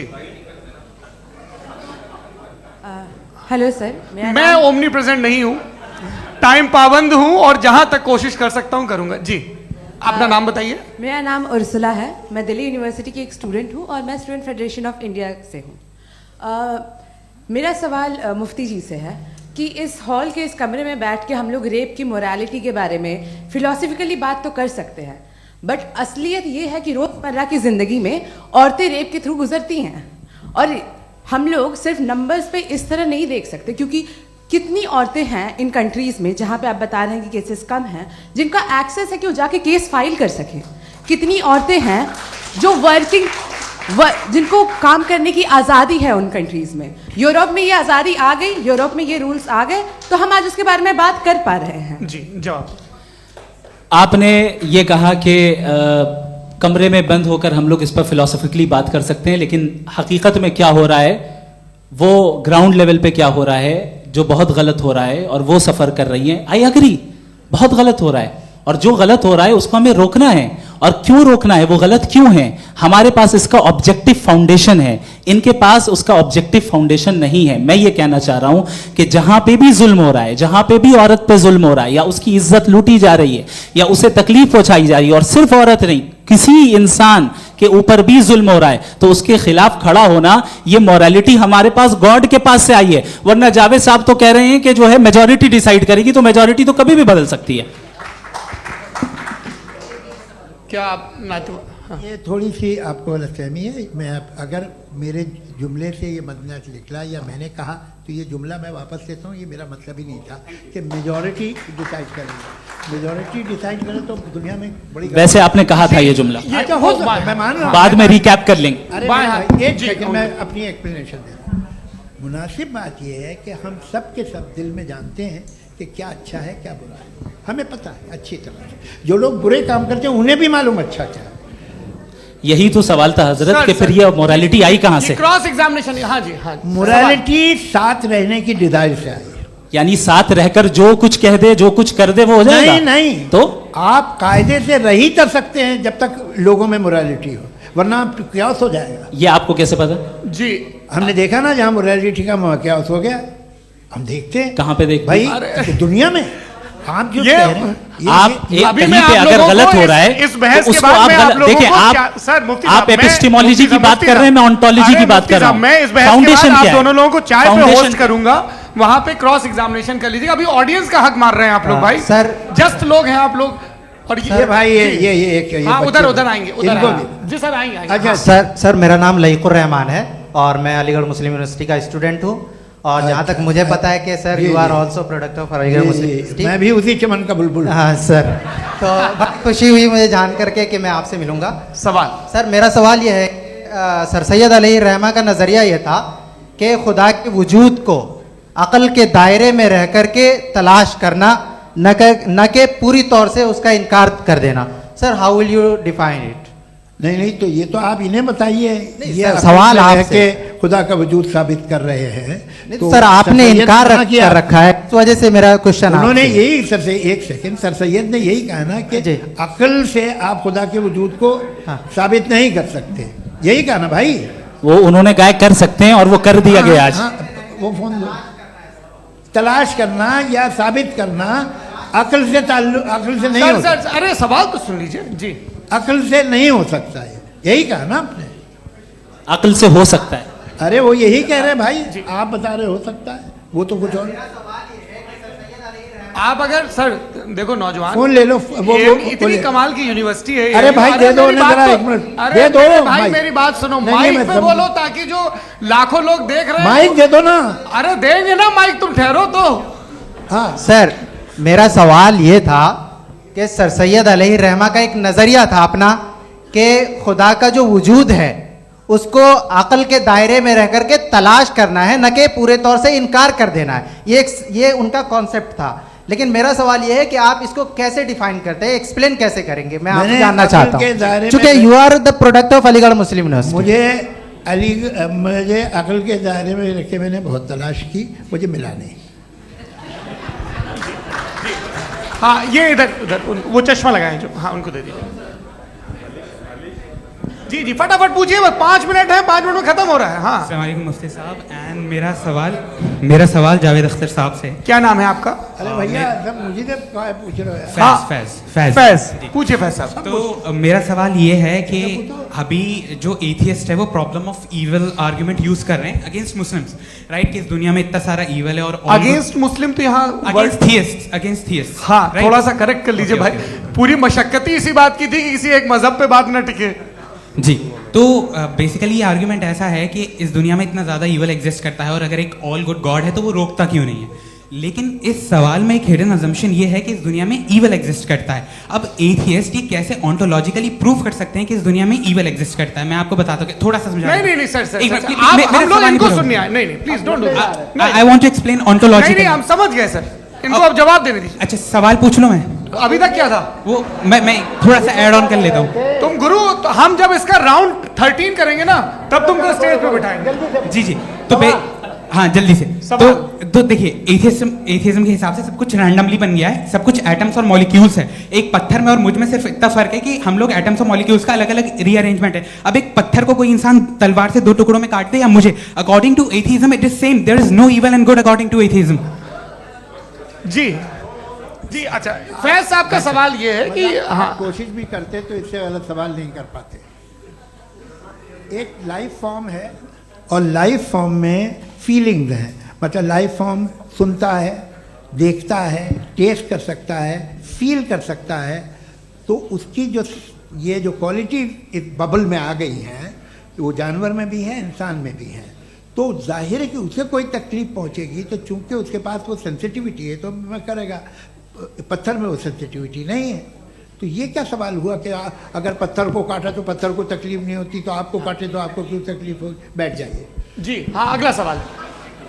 हाँ पूछे जी जावेद अख्तर साहब। अरे भैया सब आप लोग मुफ्ती साहब को छोड़ रहे हैं तो मेरे ही पीछे पड़े हैं क्या? फिर चलो बोलो भाई। You asked how God can exist when children die in Gaza. हाँ? You asked how God can exist when children die in Gaza, and you also mentioned the rise of atheism in Europe. But the same events also are leading many atheists and non-believers to turn towards faith. How do you interpret this contradiction, where suffering pushes some away from God, yet brings others closer to belief? आपको एक बात बताऊं, दुनिया perfect तो कहीं भी नहीं है, हर जगह कुछ खामियां हैं। बेटा एक मिनट आप ही को कहेंगे, देखो वो तो कुछ खामियां, कमज़ोरियां, खराबियां सब जगह है।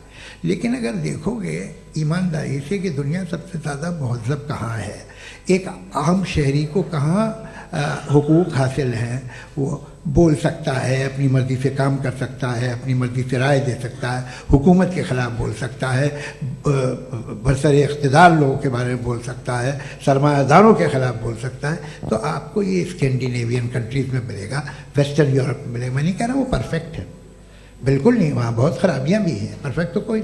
लेकिन जिन जिन मुल्कों में, लैटिन अमेरिका देखो, गल्फ़ देखो, वहाँ पर आपको ये ज़रूर है कि रेप नहीं होते होंगे। रेप की ज़रूरत क्या है भाई? उसको तो ख़रीद लो, घर में रखो, सड़क पर रेप करने की क्या ज़रूरत है? मगर सुनिए, मगर हकीकत ये है कि वहाँ शख्सी आज़ादी राय देने की, बोलने की नहीं है। जी ये एक आखिरी सवाल मुफ्ती साहब से। हाँ मैम इनको माइक दीजिए। शुक्रिया। मेरा नाम मनीषा है, मैं हरियाणा से आई हूँ।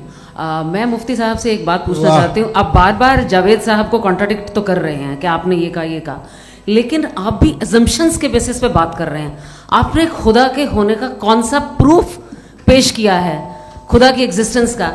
अब इस सवाल को अलग रहने दीजिए, कौन एथीस्ट है कौन नहीं है। और दूसरी बात जो आपने एक छोटी सी कही थी कि ये फ्री विल का इस्तेमाल करता है इंसान अपनी, लेकिन इस फ्री विल का इस्तेमाल में मतलब खुदा ने ये दे दी सबको ये इजाज़त कि वो कितना घिनौनापन और कितने ज़्यादा खराब से खराब तरीके इस्तेमाल कर सकता है। जवाब सुनते जी।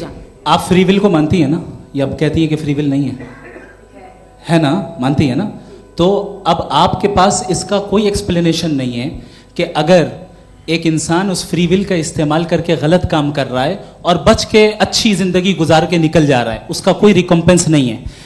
हमारे वर्ल्ड व्यू में जो इंसान गलत काम कर रहा है उसको भी रिकॉम्पेंस यानी उसका बुरा बदला मिलना है, और जो सही काम कर रहा है उसको सही बदला मिलना है। लिहाजा जो फ्री विल है वो इस तरीके से है कि एक लिमिटेड टाइम तक खुदा ने मोहलत दी है। ऐसा नहीं कि छूट दे दी, जो करना है करते रहो हमेशा।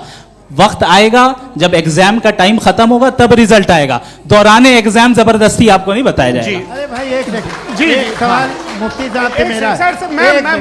मुफ्ती साहब से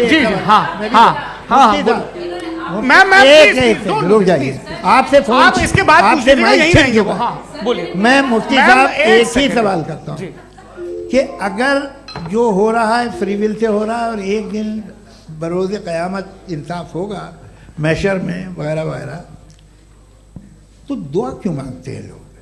दुआ मांगते हैं इसके मतलब है अभी भी उसने ये डिपार्टमेंट रखा है कि मैं रोज़मर्रा की ज़िंदगी में बिल्कुल बिल्कुल ही कैन। तो तुम कैन हो, तुम मुझे नौकरी दिला देते हो, मेरे बेटे को ग्रीन कार्ड दिला देते हो, और 45,000 बच्चे मरते हो, उन्हें रोकते नहीं हो। नहीं तो क्या आप ये कह रहे हैं कि इस दुनिया में जालिमों को कभी पकड़ ही नहीं होती है? अरे जो भी पकड़ होगी वो बच्चे रोते हैं। बिल्कुल, देखिए मैंने अपने ओपनिंग स्टेटमेंट में यही कहा था कि जनाब जावेद साहब सिर्फ इमोशनल आर्गुमेंट देंगे। This is an emotional argument. ये छोटे मोटे इसके पीछे का रीजन मैंने बताया क्या है? देखिए मैं बार-बार यहाँ पर मंच से आप लोगों को सज्जनों इसलिए कह रहा हूं ताकि थोड़ा सा आपके कॉन्शियंस पे जोर रहे कि आपको ऑर्डर बचा के रखना है। वक्त तय हुआ था, ये वक्त पूरा हुआ, आपने इतने धैर्यपूर्वक सुना, मैं आप सबका बहुत बहुत शुक्रगुजार हूं। यदि इन दोनों विद्वानों की इच्छा होगी तो कभी हम इस बातचीत का राउंड 2, राउंड 3, यही तो देखिए खूबी है इंसान की कि बहस मुबाहसे में वो पड़ा रहता है। आप लोगों ने बड़े धैर्य का परिचय दिया, बहुत बहुत शुक्रिया। इसी के साथ ये बातचीत यहाँ पे समाप्त होती है।